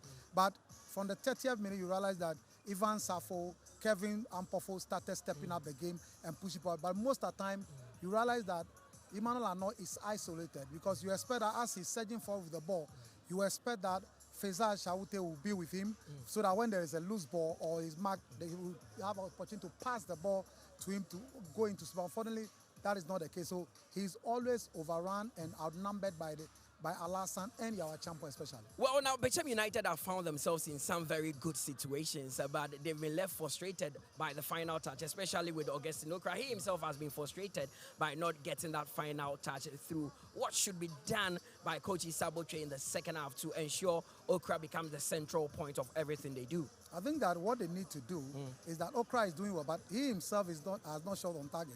He needs to be more clinical. He's a good player. He needs to be more clinical. He should let Aban. Aban was quite good in the first half, but someone like Oscar Sakite was brilliant. Abdullah was brilliant. But the most important is hitting target. They were not hitting on target. They must make sure they get the ball on target. I would prefer Davin Yeboah coming in the second half. He's a clinical player. He's a brilliant player. He's a good dribbler. He's a good finisher. So I think that if they really want to win this game, Davin must come in the second half. They should be more clinical in the final third in the second half. Now, it looks like the game plan for Nations is quite clear. Hit the ball to Ano, let him run on it. And it's been a battle between himself and the likes of Suedu trying to stop him. Yes, that is the plan, but I don't think that plan will be effective in the second half. I think that they would need a player that will free him, and I think Samuel Tete can do that better. You understand me? So Chaute is not consistent. If the coach watches first 15 minutes and he's still not driving the team forward and supporting, complementing and all, they should take him off and bring Samuel Tete, somebody who can score, somebody who can hold on the ball, somebody who can also pass, so that it makes the Ano situation a bit easier. The defenders will have 2 minds at every point in time as to how they should deal with Samuel Tete or Ano. But so far, their back four, led by Razak Sindo, Gripan, have been solid. Now, it's been a bit strange with the kind of system that Desmond Isabotre is playing, especially with the long balls. For a team that is not usually blessed, or is not blessed with height up front, it looks a bit strange, and I was wondering why they went for that system. Well, sometimes it depends on what the coach did at training ground. Because I'm looking at Gripman and I am looking at someone like Simpson, very good in the air. So they were easily able to neutralize them. So in the second half, I think it will change that because it has not been effective. The long balls for them, but Nation also, their poor ball retention, certain part of the game is also not up. They should improve the ball retention in the second half, and that will be able to help them to get a good result. Well, let's see what happens in the second 45 minutes. The teams are out and ready to do battle. So back to Benjamin Willie Graham and Kelvin Osuasa. Well, now the curtain rises once more beneath the Bechem sun. 45 minutes have actually whispered their story. A tale of thunder, sweat, and restless dreams. But the first act actually gave us some bit of tension and tease.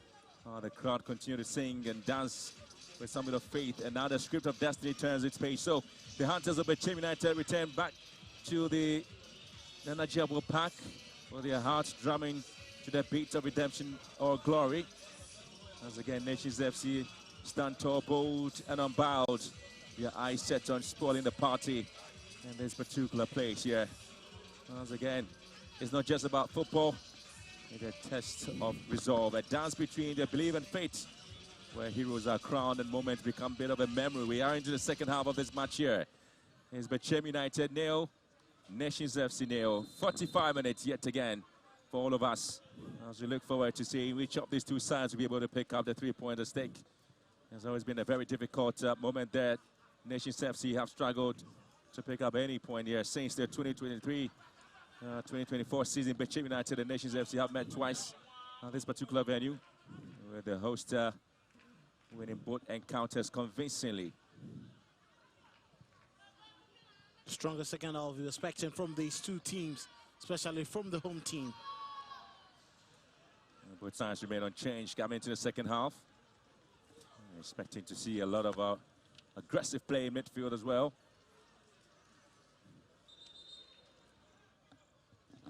Nations FC coming into this game with 2 places just about Bechem United on the table, separated by just 3 points. Only accumulated 8 points from 7 games. Only winning 2 and drawing 2 and losing 3, scoring 6 goals and conceding 8. One of the higher tallies in the league so far. The form really has been very much inconsistent, but at least a 3-2 win against 11 Wonders last weekend is indeed a very exciting moment for the sides looking into this particular match here against Bechem United. They need to get back stronger. They need to find their rhythm soon. It hasn't been the same ever since the start of the season. And as always, a different scenario altogether. Oh, is it the ball up front there is Williams Boateng. Now the very best of passes is playing instead of Akogo, ordinarily who would be on the right-hand side of that defense, playing more like the wing back for the team. I think that there's extra responsibility. Playing as a right full back this afternoon in this game here against Bechem United. A bit of an injury concern. Was Oko Gripman suffering that high foot from against the Noka, but the ref had already whistled for a foul earlier. You can clearly see Okra with a high foot there, hitting his stats. Gripman seems to be okay now to continue with the game. He's trying to hit the balls from a very long range, but seems looking to hit. There's one up there for Arnold to pick it up, and the goalkeeper really had to come out to make a save here for Bechem United.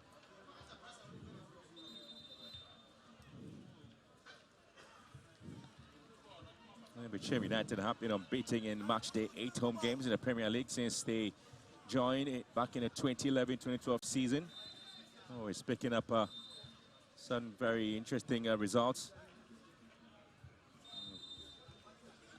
One against Midyama SC, also picked up a win against Wild Stars Ken Faisal. Again, 11 Wonders, as well as in Traman. Picked up 4 wins, just drawn 1 of the games and scored 11 and conceding 4. And once again, the referee is wrestling against was clearly a nasty challenge coming in there. You could see Mark was hit from behind by Foster Sakite, right there on his heels. It was clearly a foul. Nothing to question the referee about. The foul's not really happy about it.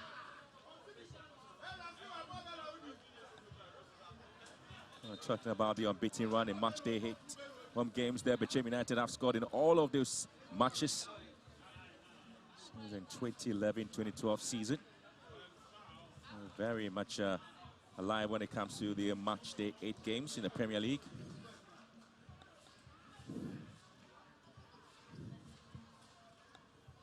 Nations here to have Brandon Sapong sent into it.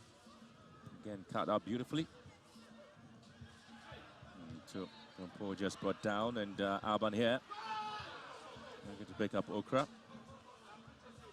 Sun on here. Aban wins it back beautifully there, picks up Kofiton Pope. The referee seems to have spotted some bit of an injured player on the far side. Clearly, he came out from the challenge a bit poorly. It was Mac Boateng Williams getting to the byline. He put in that cross, but he seemed to have left one just on Emmanuel Ampia, who slid in for the challenge. That seemed to be a rash late challenge for me, and it's come of worse. Yeah, he went in with a very harsh tackle there. You can actually see it. So the intent was just to get both the man, and I think that was a very malicious attempt from him, and it's come of worse, unfortunately. Again, he was trying to keep the record up, Bechem United at home. A very interesting story here for these two sides. Bechem United are unbeaten in at least the last 5 seasons, match day 8 games in the Premier League. Again, have picked up 4 wins, only drawing 1 of those games and scoring 8 and conceding 2 in match day 8 the last 5 seasons.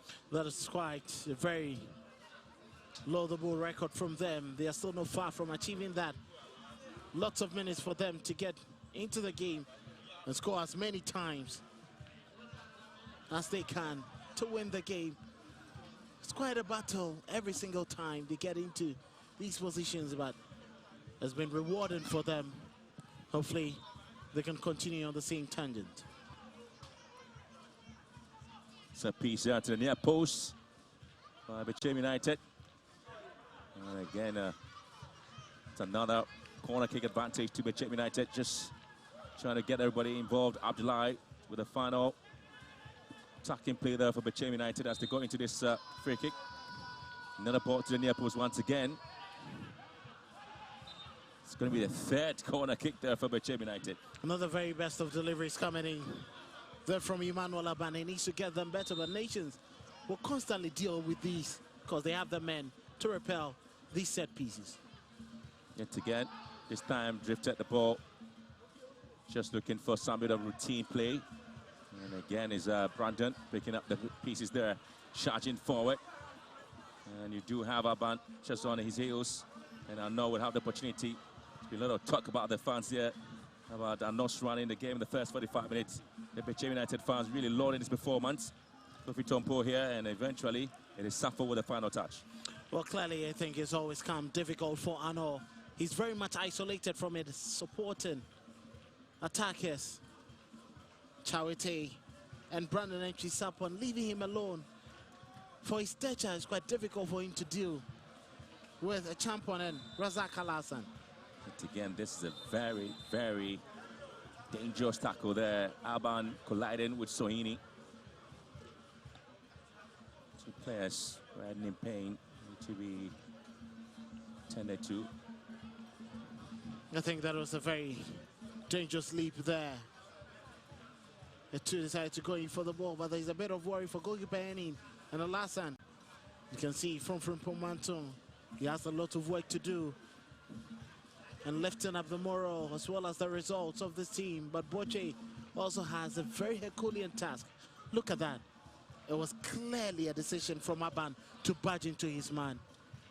He'll be lucky to escape a yellow card from the referee. He was very late. Simply very wasn't going late. to get the ball. It was a man. Absolutely not. He had the intent for just to go for the man. The referee Vomo was close to the action. He should be able to punish him. I think he's just trying to play smart. And he's done that perfectly. Again, but he seemed to be okay now. You can see he's smiling. He knew exactly what he wanted to do. But that is the beauty of the game. You can always escape when you are smarter. So he appeared to be okay there. Number of fouls committed, Nation with 19, and Bechem with 13 of those fouls.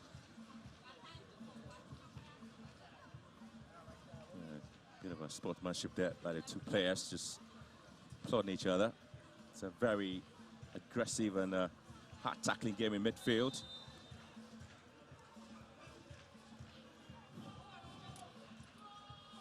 Suffer with the ball inside.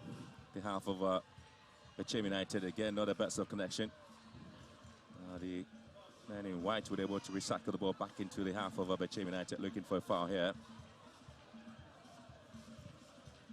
And watches ball into the box. It's been repelled beautifully. Bechem United again. Simpson. Oh, lovely turn there from the centre back. Was looking to run with the energy there. Brandon couldn't quite get the reverse pass there from Arno. Bringing the player down. I think Arno was late to that. Very good defensive work coming in from Abdul Razak Al-Hassan. Putting his body right in front of the man to win possession. Arno had a very heavy touch just at the edge of the penalty area. Something not synonymous with his style of play. So, goalless between Bechem United and Nations FC. Just 10 minutes of play gone in the second half. 2 games played by Nations in the match day, 8 home games, away games. And they've been able to pick up some of the games played at home. 2 matches played, and all of that they've been able to pick up wins against RTU. They beat them by 4-0 2 seasons ago, and last season they won by 3-0 against Vision FC. That was a match day 8 home game there, Nations FC. And this is a match day 8 away game, and it's goalless.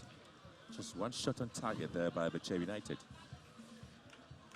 Not the very best. Looking at the talent on display for both sides. At least you would have expected it would have been a lot more, with the 2 teams eager to get the right result. If you're not hitting the right shots, how do you find the goals? There's a difficult scenario there by the 2 sides in terms of how they are setting themselves up for this game. 2 coaches going in with a little bit of a tactical play, Kelvin. Take a look at a 3-5-2 there for Bechem United and a 4-2-1-3 for Nations FC. Quite makes things complicated there by the players in terms of their mobility, in terms of their play and runs, just behind the balls and the attacking play as well. That is quite a bit difficult. The 2 teams not settling in midfield, not the kind of dominant you'd want to see. It's just being a bit scrappy, a bit edgy. I'm sure the coaches understand and will do their best in the next couple of minutes to get better.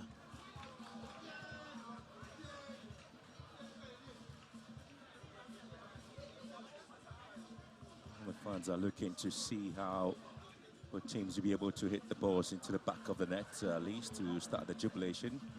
Bechem United to hit the balls very long into the box of Nations, and the offside flag already up. But you see Abdullahi very disappointed and animated up, and also in there having some bit of a tit-a-tat there with Simpson. I guess a little bit frustrated there. Hasn't really sparked the way the fans are expecting or were expecting from him. A couple of matches played there for Bechem United this season. Well, he may not be the same magical Okra at the highest pedigree, and he certainly offers you a lot more. You can understand age catching up with him. He may not be as pacey and as sharp as you would want to see him. 32 years of age. He comes in with a lot of energy and experience. Augustine Okra. In his prime, he was one of the Fiat players, attacking wingers in the game. He would obviously find space somewhere and hit you hard. Augustine Okra. Well, he's one player you cannot allow him to have enough space in the final third of the pitch, and the reason why Nations have kept it very tight on him, especially Zach Simpson, the captain.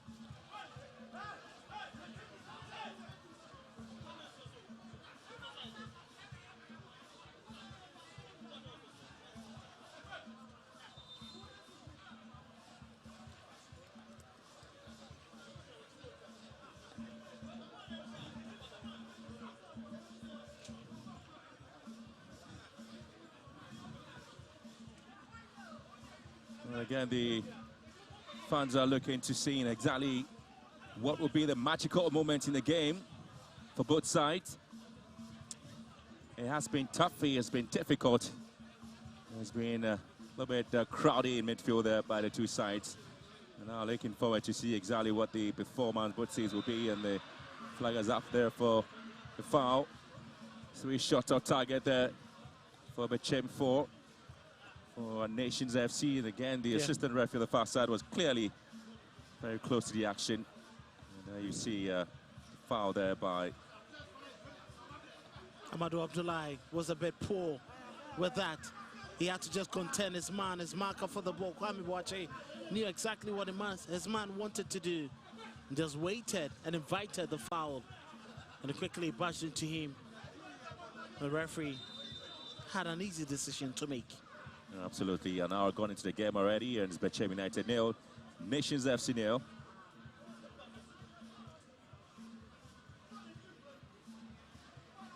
Looks like the tempo of the game has slowed down the second half. Well, pretty much so. It's been a very tough afternoon there for both teams here in Bechem, and yet again hitting players from different angles there. An ankle injury maybe. The very first time Bechem United lost at home in the Premier League was back in 9th of October 2011. It was a match day 1.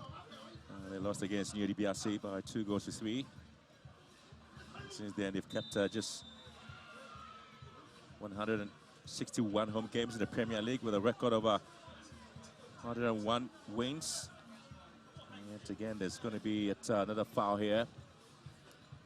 Again, that was very poor there. Could see it. Tumpo not very much happy with that, but there was a high foot coming in. Who gets in a Franny? Menta. There's already a yellow card, and that challenge on even tougher. Looks dangerous. He needs to be a bit careful not to attract the second bookable. I just talked about the players and how things have been twice.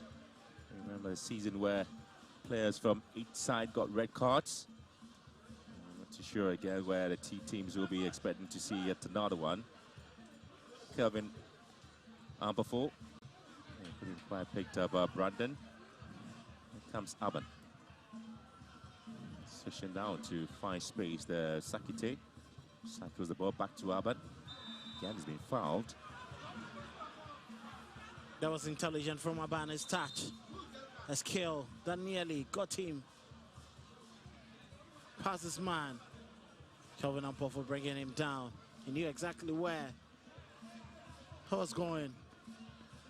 It looks like Suini. Oh, even Safo showed the yellow card for it. He seemed to have just left a foot there. And 2 players so far have their names taken. Augustine Mensah of Bechem United and Evan Safo of Nations FC. There comes in the free kick taken. Zakia gives the ball away. And again comes back to Frank Amankwai and his teammate trying to find a space. It is Aban. And now comes opportunity now for Abdullahi. Couldn't quite hit the way he wants it. An opportunity just wasted. He wanted to just hit it right there. Clever passing between Aban and then Abdullahi. But that final ball wasn't hit with the right venom.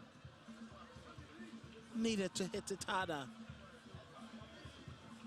Hit it with the inside of his foot.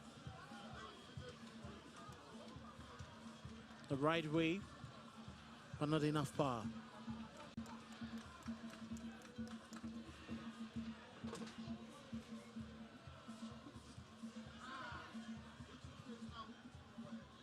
Goodman's ball in here, finds that Brandon. Brandon goes in. And yet again, switch of play. Sohini couldn't quite control. Returns the ball, goes to ground. Sohini gets a free kick. He seems to be picking most of the scraps. This time around, he was quicker. Frank Amankwa late to that ball, bringing his man down. Very good position to hit the target for the first time in the game.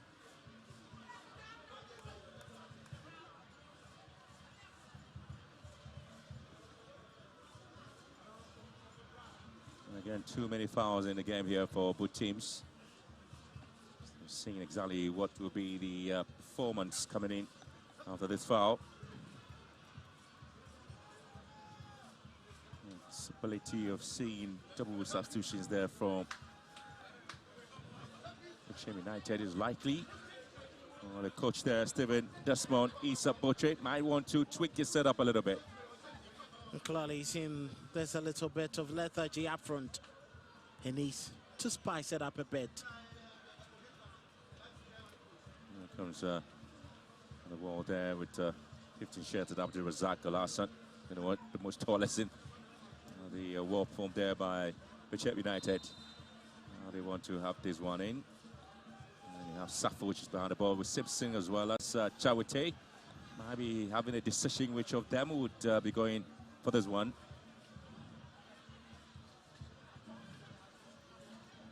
Here comes a chance. Or there to Simpson, and hits it wide. Oh, the referee says they have to retake it. It's quite surprising it giving it away once it was passed. He knew it was a decision he could have taken earlier. That was a bit delayed from him.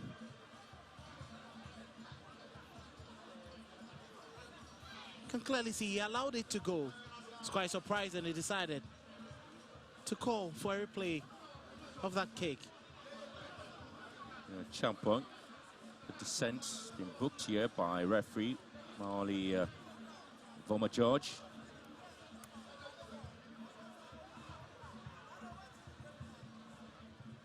Seemed to be lamenting over every decision in the game. The referee warned him earlier. It was just about time. He had to step his authority on the game.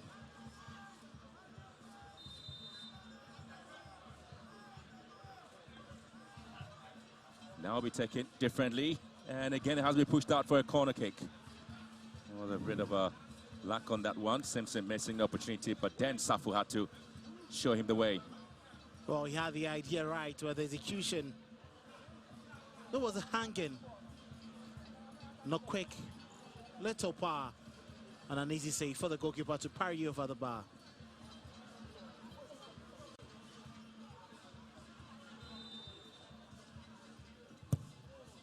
Ball into the box now for Nations FC. Setting by Brandon.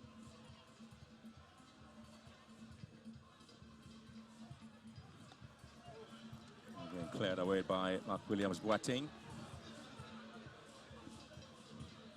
A lot missing from Nations FC's game on the right-hand side of the attack. The absence of Akogo clearly impactful on the team. Still goalless between the two sides here. Adenana Jabua Park and Bechem. So match day 8 in the Premier League already. Maybe a chance for a decision to be made there. And Kofi Tompo has been replaced there by Emmanuel Sefa. Decision there, and Sakite is also being withdrawn, and in comes in Darwin Yabwa. 2 quick substitutions there by Bechem United. You can understand why Stephen Boche has decided to make these substitutions. He wants much more energy. The team seems to be loose this second half in midfield, and Tumpo hasn't been as combative as you would expect. It's a like-for-like substitution, both in midfield and up front.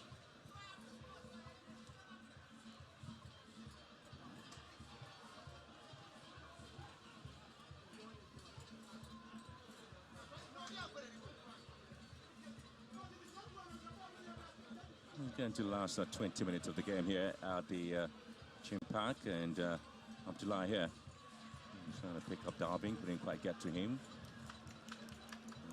Williams Boateng finds Brandon. There's a bit of space, and he's got to deal with Darwin. 2 players on him. He's been bundled down. The referee says a foul here against the home side. The Hunters are not really happy because they're not hunting well.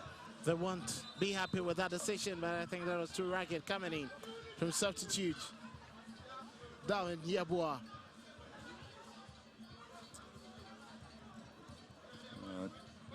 Brandon is out, and it's going to be Andrew Skopina.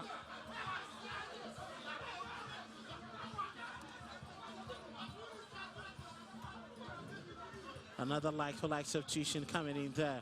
Kobna. We'll look forward to continue from where Brandon Nenchi Sapon left off.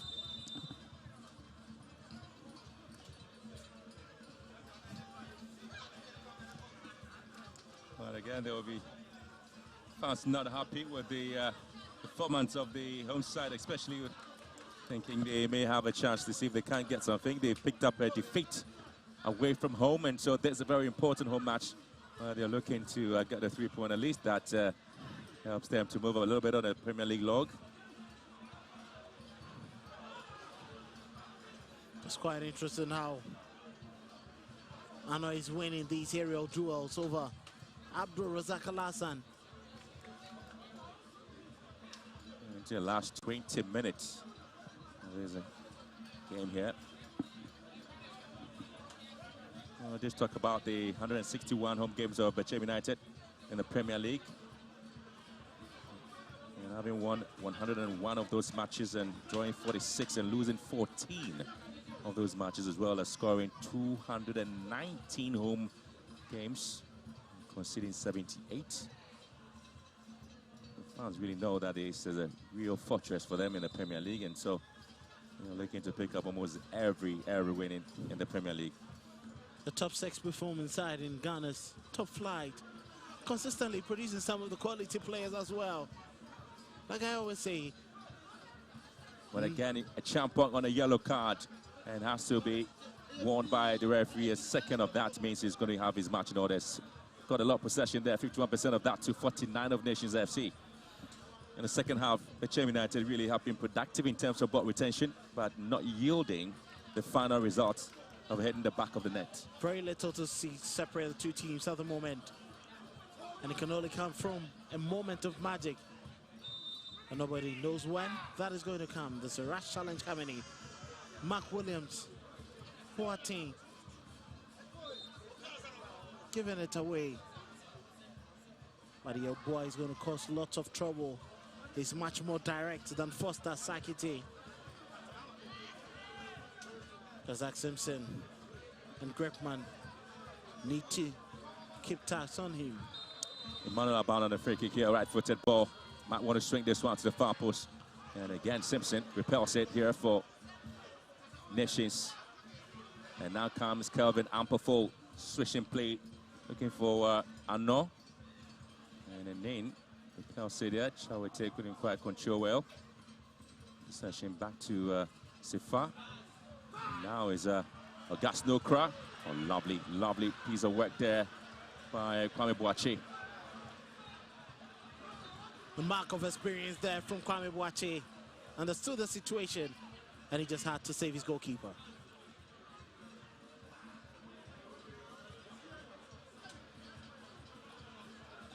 Doing almost everything right here by Bechem United. They haven't really quite found the back of the net, and how frustrating it is there for the fans.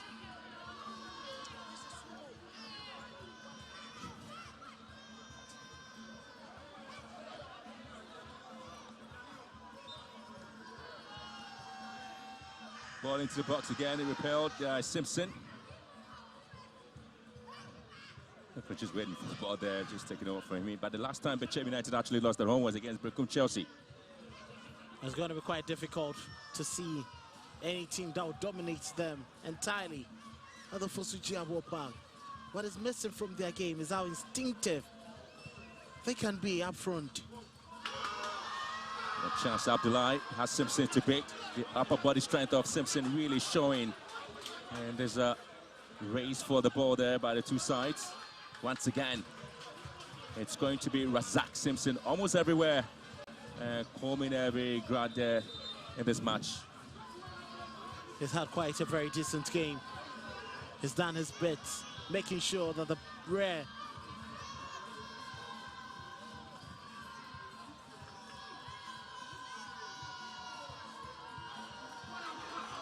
Shall we take? Here comes Saban. Oh, taken away from him by Chawete. Hits one into the box there. There's Arnaud. Was a man to be looked at for. It's going to be a foul here on Sohini.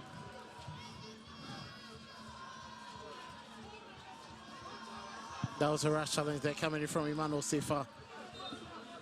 On Sohini, he asked himself why Sohini decided to slow down the pace of the game. Arnaud wasn't happy with that.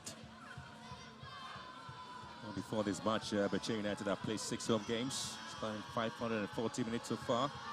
Only 3 wins and 3 drawn games, and 4 goals scored, and yet to concede at home.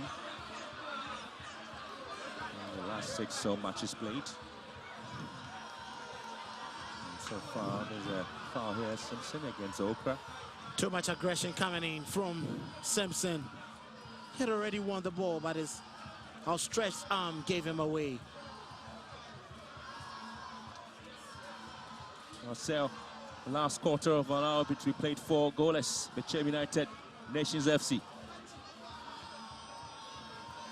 They will take a moment of magic to separate the 2 teams. Lots of opportunities wasted by them. Let's see if this could count. Dustin Okra here, hands on the waist. Going to pick this one into the box once again. Dustin Okra, the most experienced player there.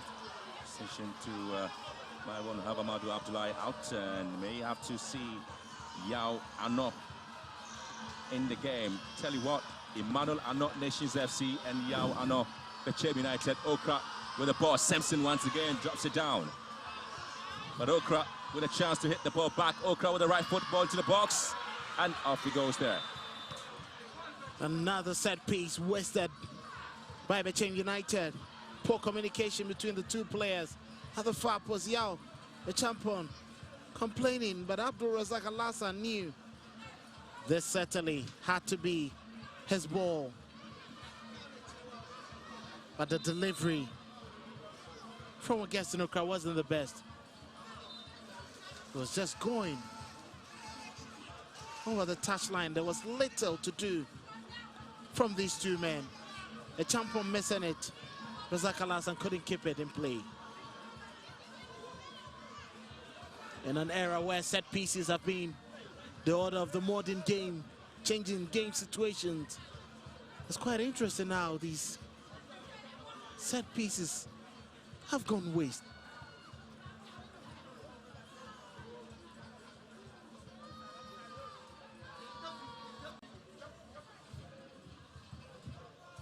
Well, the fans really understand how things have been here on this particular venue. Bechem United losing 14 out of 162 home games in the Premier League since the 2011-2012 season. We've always seen this place as a very strong place to come. One of the best for some teams.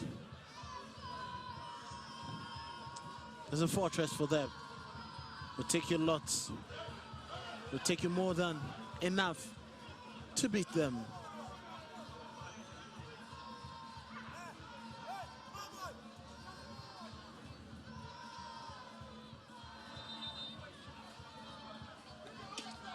Well, there's a lot to look out for. There's a lot to complain.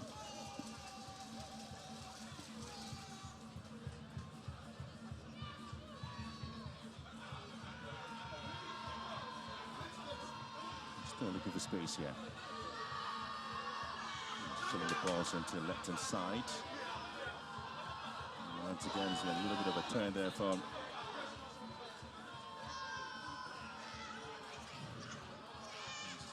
trying to push here and his teammates, working hard in the box, and he's had to be repelled once again. And Bechem United just can't get themselves into the very fine margins there to pick up the win. Got the ball into the box, and this time it's going to be Sando. Nearly dropped the ball there. Might have picked up a little bit of a final knot on the arm there in trying to deal with the ball. I'm not sure that would have counted. Augustine Okra looking at picking up the scrap and probably tapping home from that range. Sanon is a lucky man. He couldn't save it.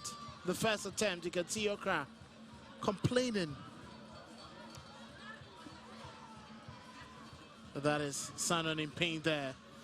Well, the second attempt, Augustine Okra was also looking for the half volley, and he's missed it. Look at that, even Safo couldn't clear it properly. The throw-in was quickly effected by Bechem.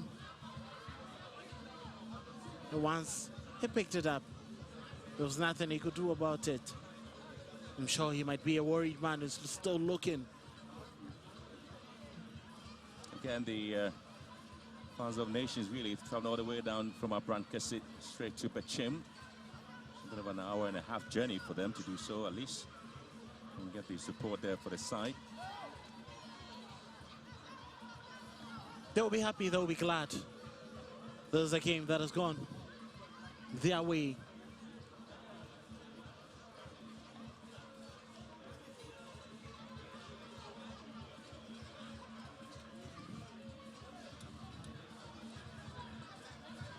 Just exactly 10 minutes plus additional time to go. Your impression so far from Frimpong Manso's first game since joining Nations FC? He was brought in trying to steady the ship, conceding 2 in their last game, coming away to a dreaded venue where it's always come difficult for them. I'm sure his expectation was the reaction of the players to the test that will be offered by Bechem United. It looks like so far they've done a decent job. He would pick up positives. I would look forward to working on the flaws in the team, specifically in the attack where they've been very short. Without Emmanuel Arnold's brilliance, it's quite difficult for the team to get the best results from the games they play.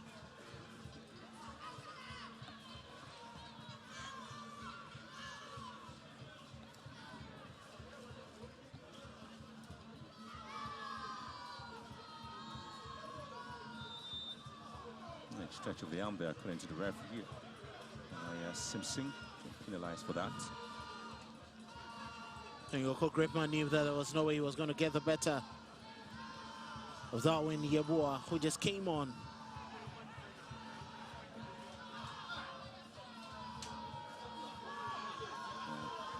Ampia. And again, oh, that was nearly in there for Bechem United. But that was something sumptuous. And Aban could have simply smashed home the first goal there for Bechem United. But again, the technique was absolutely brilliant. That was a straight delivery coming in there from Emmanuel Ampia. It was headed back into play, but down in Yeboah. But unfortunately, Aban, the idea was clear. He could identify what he wanted to do from the acrobatic turn and the hit. But it was always rising, not even testing the goalkeeper. Sanan, yellow carded for time wasting. Too many explanations there by the goalkeeper, certainly. We're here to nothing. 2 players of Nations FC. Yellow card. We can see from Sanan, very much unhappy with it. But he's wasted far more time complaining than he was about to kick the ball. But Maoli Vomo instructing him, the next time you won't be lucky, it will be your marching orders. Well, the very first time Bechem United lost the match at home, and it's going to be a substitution here with Prince Bedu, and given a chance to play a part there with the withdrawal of Sohini. Seen plenty of the ball in the midfield, really. There's been a tough tackling players in there, also getting some of the knocks in the game. He's put in an okay shift today, and you can quite understand why his coach has taken him off. But Prince Bedu has always been the regular partner for Kelvin Ampofol and even Safo in that midfield. So it's more like they have their trio, the trusted men back in midfield.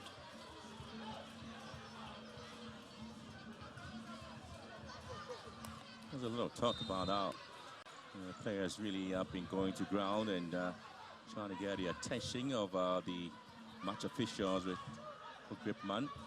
He's being taken off. Well, the very first time Bechem United actually lost at home on a Friday in the Ghana Premier League. Basically, it was against Adriana Stars. It was an away game. And since then, they picked up 5 wins. Drawn 3 of those matches and lost 1. There's a call for substitution there for Gripman. It might be a very, very dangerous tackle there. So they're going to be down by 10 men. Until the final decision is made for him to, if at least he can come back, or some bit of a change will be coming in the handball scenario. But possession 1 here.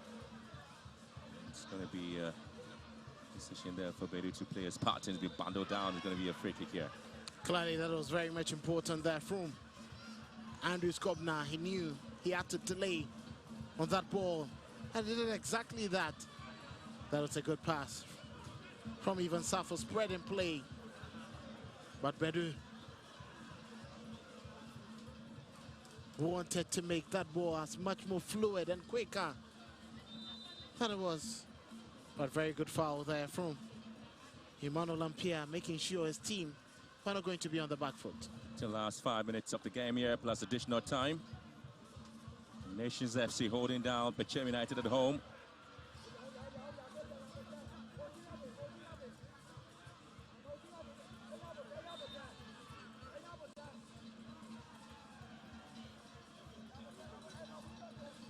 Getting quite interesting, nerves, tempers rising now at this moment. Yeah, it's confirmation of how things have been here in this game.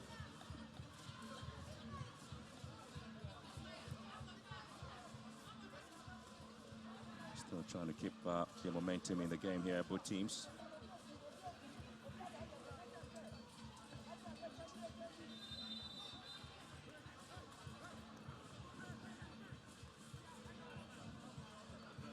Augustino Kra makes way now for Samuel Okai.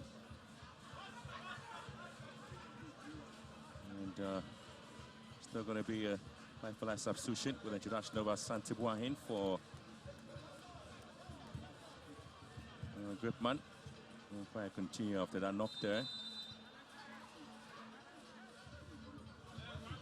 Looking to also have Emmanuel Akese maybe also getting a chance to play a part.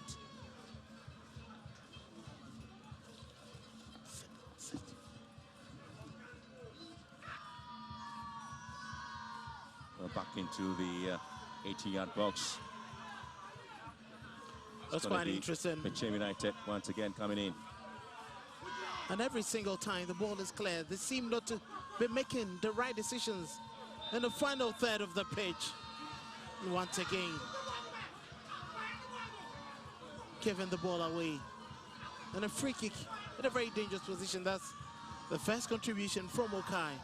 Very much strong in the challenge. And you could see it was always going to be Mark Williams Boateng in the free, making that mistake.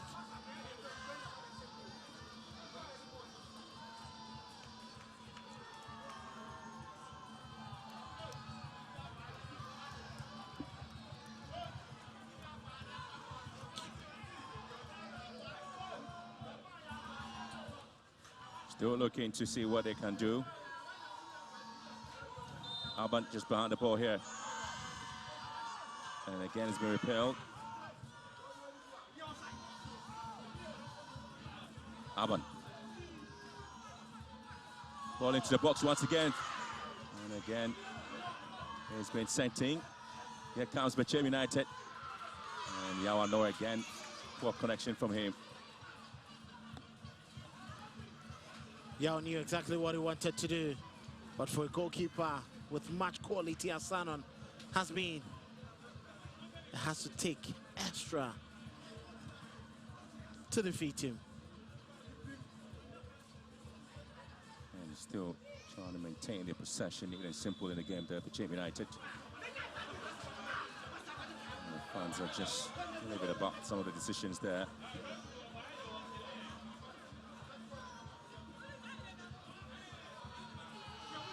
So there's been a chance there for Nations, trying to make sure they keep a bit of a clean sheet in the game.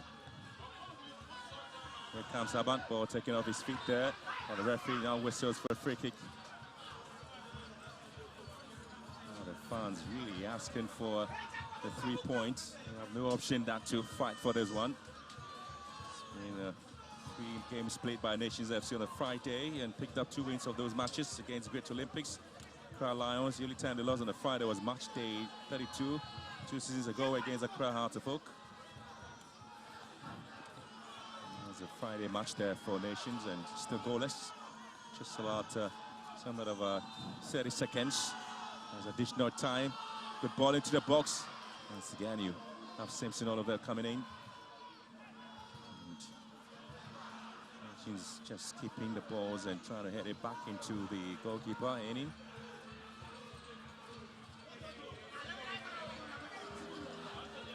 Very difficult moment there for Bechem United.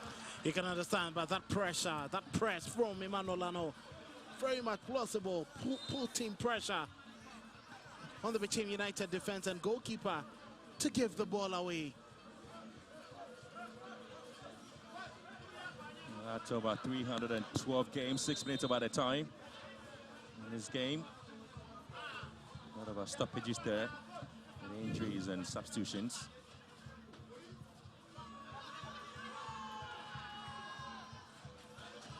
It's quite understandable. 6 minutes, lots of substitutions, a number of delays.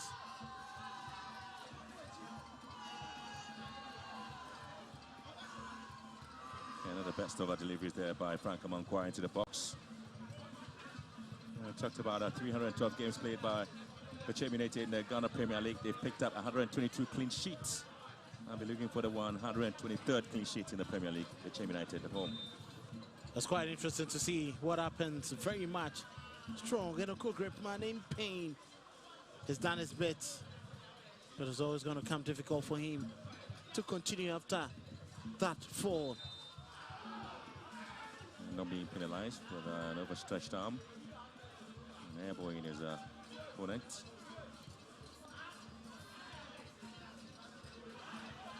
Aban. Chance now for Bechem. And hit the ball wide. Another effort going away. Sokai wanted to have a quick shot with more power from about 30 yards. It was always right, and very good pressure coming in from the experienced Kwame Boache to keep him off balance and prevent him from having the right technique to hit that effort. It's been unimpressive with the number of efforts on target today. Could have been better.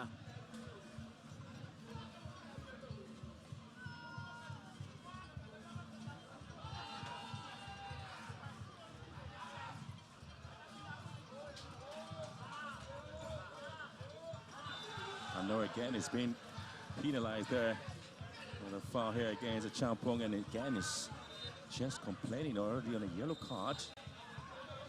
And the referee just in a way not really coming in to stand a bit of authority. Maybe he just allowed the game to continue. It's the last 3 minutes of this added time of the 6 minutes played. Here comes Yawano. Yawano looking for space, goes to ground, and the referee says a free kick. It was Imanolano who conceded a foul, and Yawano also winning a foul here. That was impressive there from Yao. He knew exactly what he was doing in an area of men. And once he got past, like I said, there's a stretched leg, bringing his man down. It was rather the captain of the team, Zach Simpson, but he had to just bundle into his man. At the edge, his tall figure, his tall frame, and he was tearing away from him. There was no need trying to show strength with his huge frame. He'll be very, very much disappointed to have conceded this free kick. And it's in a very crucial position that Bechem can take advantage of. It could be the ultimate kick to grab maximum points for them. Someone lying behind the ball as well. And also having Aban just behind the ball. And also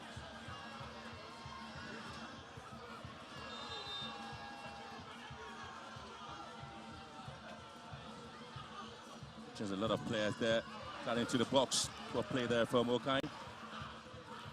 Amankwah. Good play there for Bechem again. A yellow card offense. Copping up. Substituting again there. Very much surprised, so that's been showing a yellow card. His reaction certainly tells. But that was an impressive play there coming in from Yawano. Could clearly see Kobna wanted the ball, but he went in late for his man. And of course, lots of problems ever since he came on.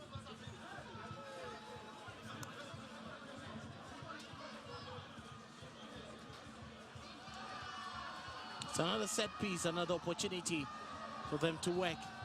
The Nations FC defend.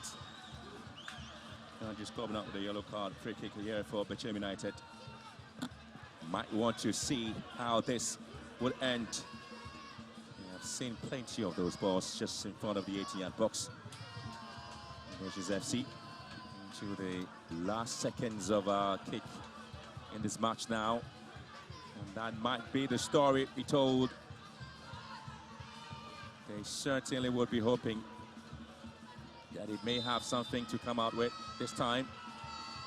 Bechem with his ball into the box, and again, that was that chance. Wow. That was quite an impressive delivery. Quickly whipped, in a very good position, but Emmanuel Aban, he rose high. Had a connection, missing the post by inches.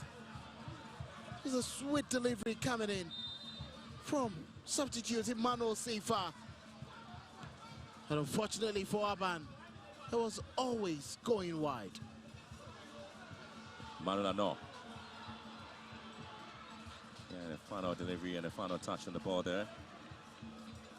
It's going to be a throw-in advantage for the away side, Nations FC. As we approach the end of the entire Kabudo here at the Nana Jabo Park, and that's been a huge disappointment there for the fans, having lost the way to Karela. Nations FC will look at this draw as a victory. And that will be a home win against 11 Wonders, and a draw here for them against Bechem.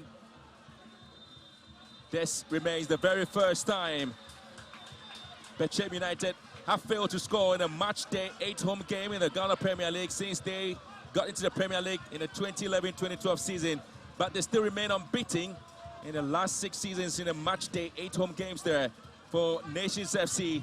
This might sound or look like it is going to be a victory for them. They also remain unbeaten in a match day 8 game after 2 wins against RTU and Vision FC. A clean sheet for Nations FC in this game. Man of the match there, Frank Amankwao, Bechem United. And this is their 34th clean sheet after having played 76 matches in the Premier League. Nations FC. This is a Ghana Premier League match day 8 game on a Friday here in Bechem. It ends Bechem United 0, Nations FC 0.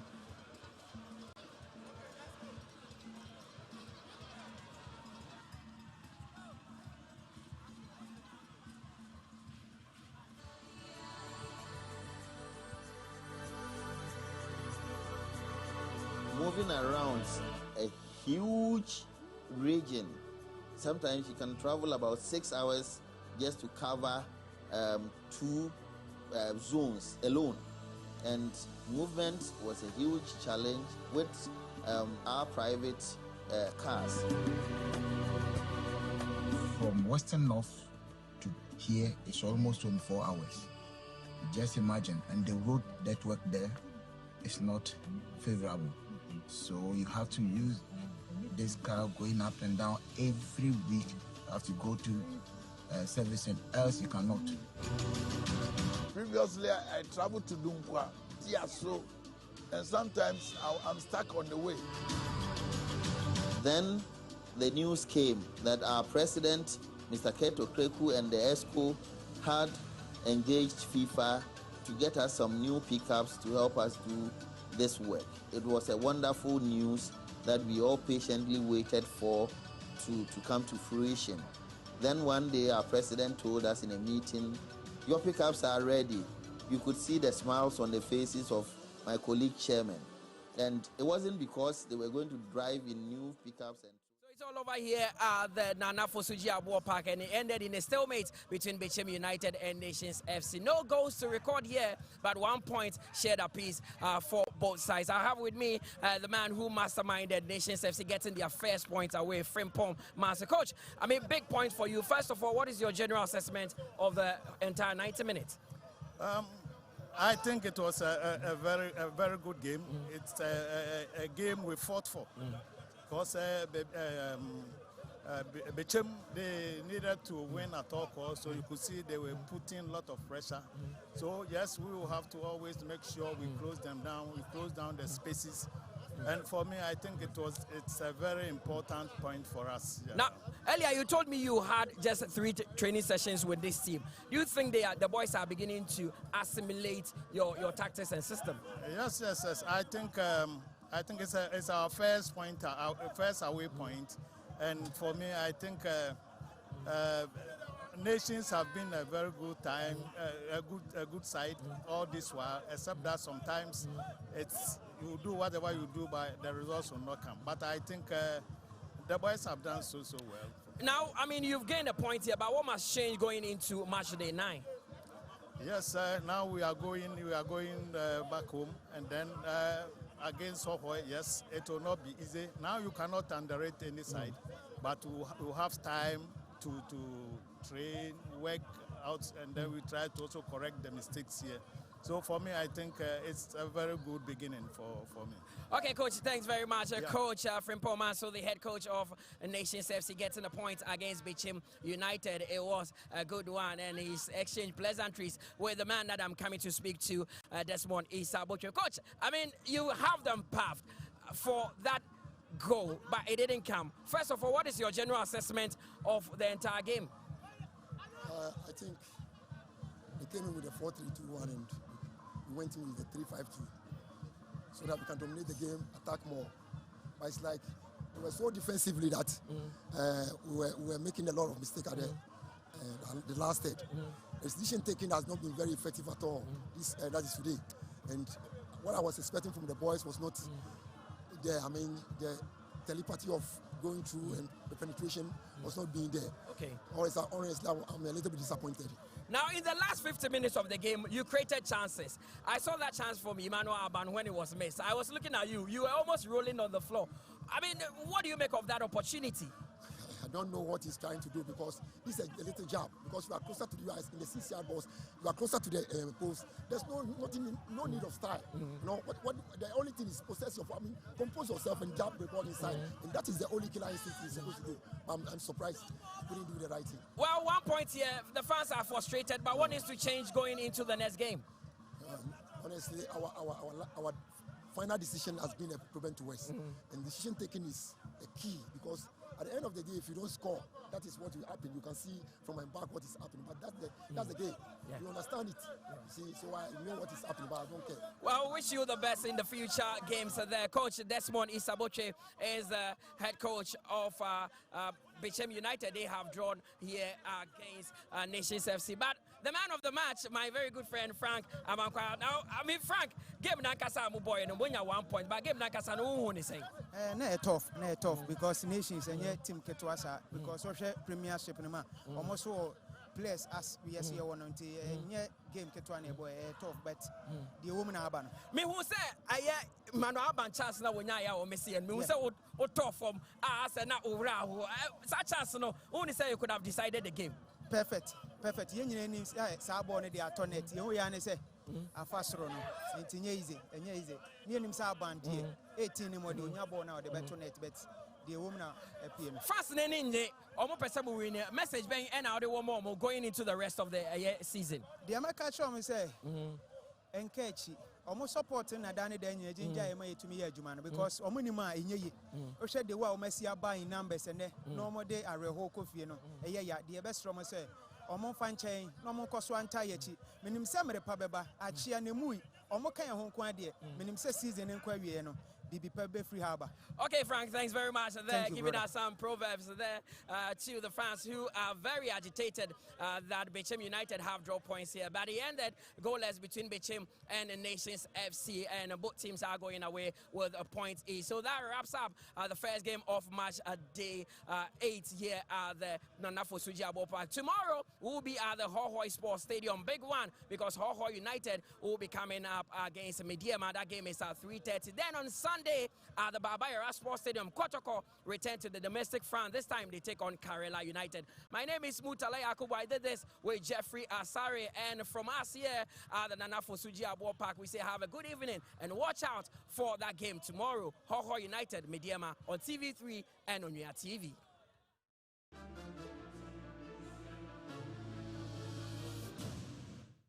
I want to watch them, man. Who even watches Ghana football these days? you know?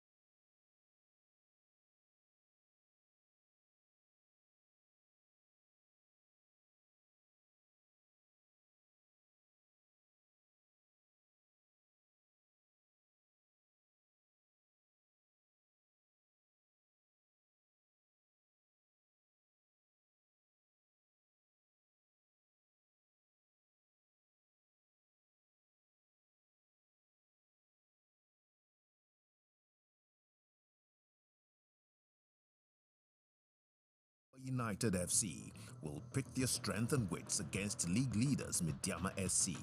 And on Sunday special, unbeaten Asante Kotoko will look to bully Karela United into submission at the Babayara Stadium. This is the Ghana Premier League, live on TV3. The Ghana Premier League, it's more than 3 points. Ghana, are you ready? Kumasi Asante Kotoko and the Accra House of Hope. Ebesan Kensi Enibiom. Yenina Yemose. Niemfa Yeninchre. Accra Sports Stadium. Sunday, 9th November. Abra Kumasi Asante Kotoko. The power of Kumasi and the Accra House of Hope. The pride of Accra. Bechem. Meet your favorite celebs, influencers, football legends. Abra Womina. Eba Live Stadium. Na fan zone. Kesia Awa Bontain. And Yum Asa. And Nije Kesia. I have a cost on a free Wi-Fi. And it be a person they check or browse it. We be and sign a big match Nagasa. Ashasie. Gates open 1 p.m. Pepe. Sunday, 9th November. Are you ready? Kumasi Asante Kotoko. Are you ready? Accra House of Vogue. For BIA 5.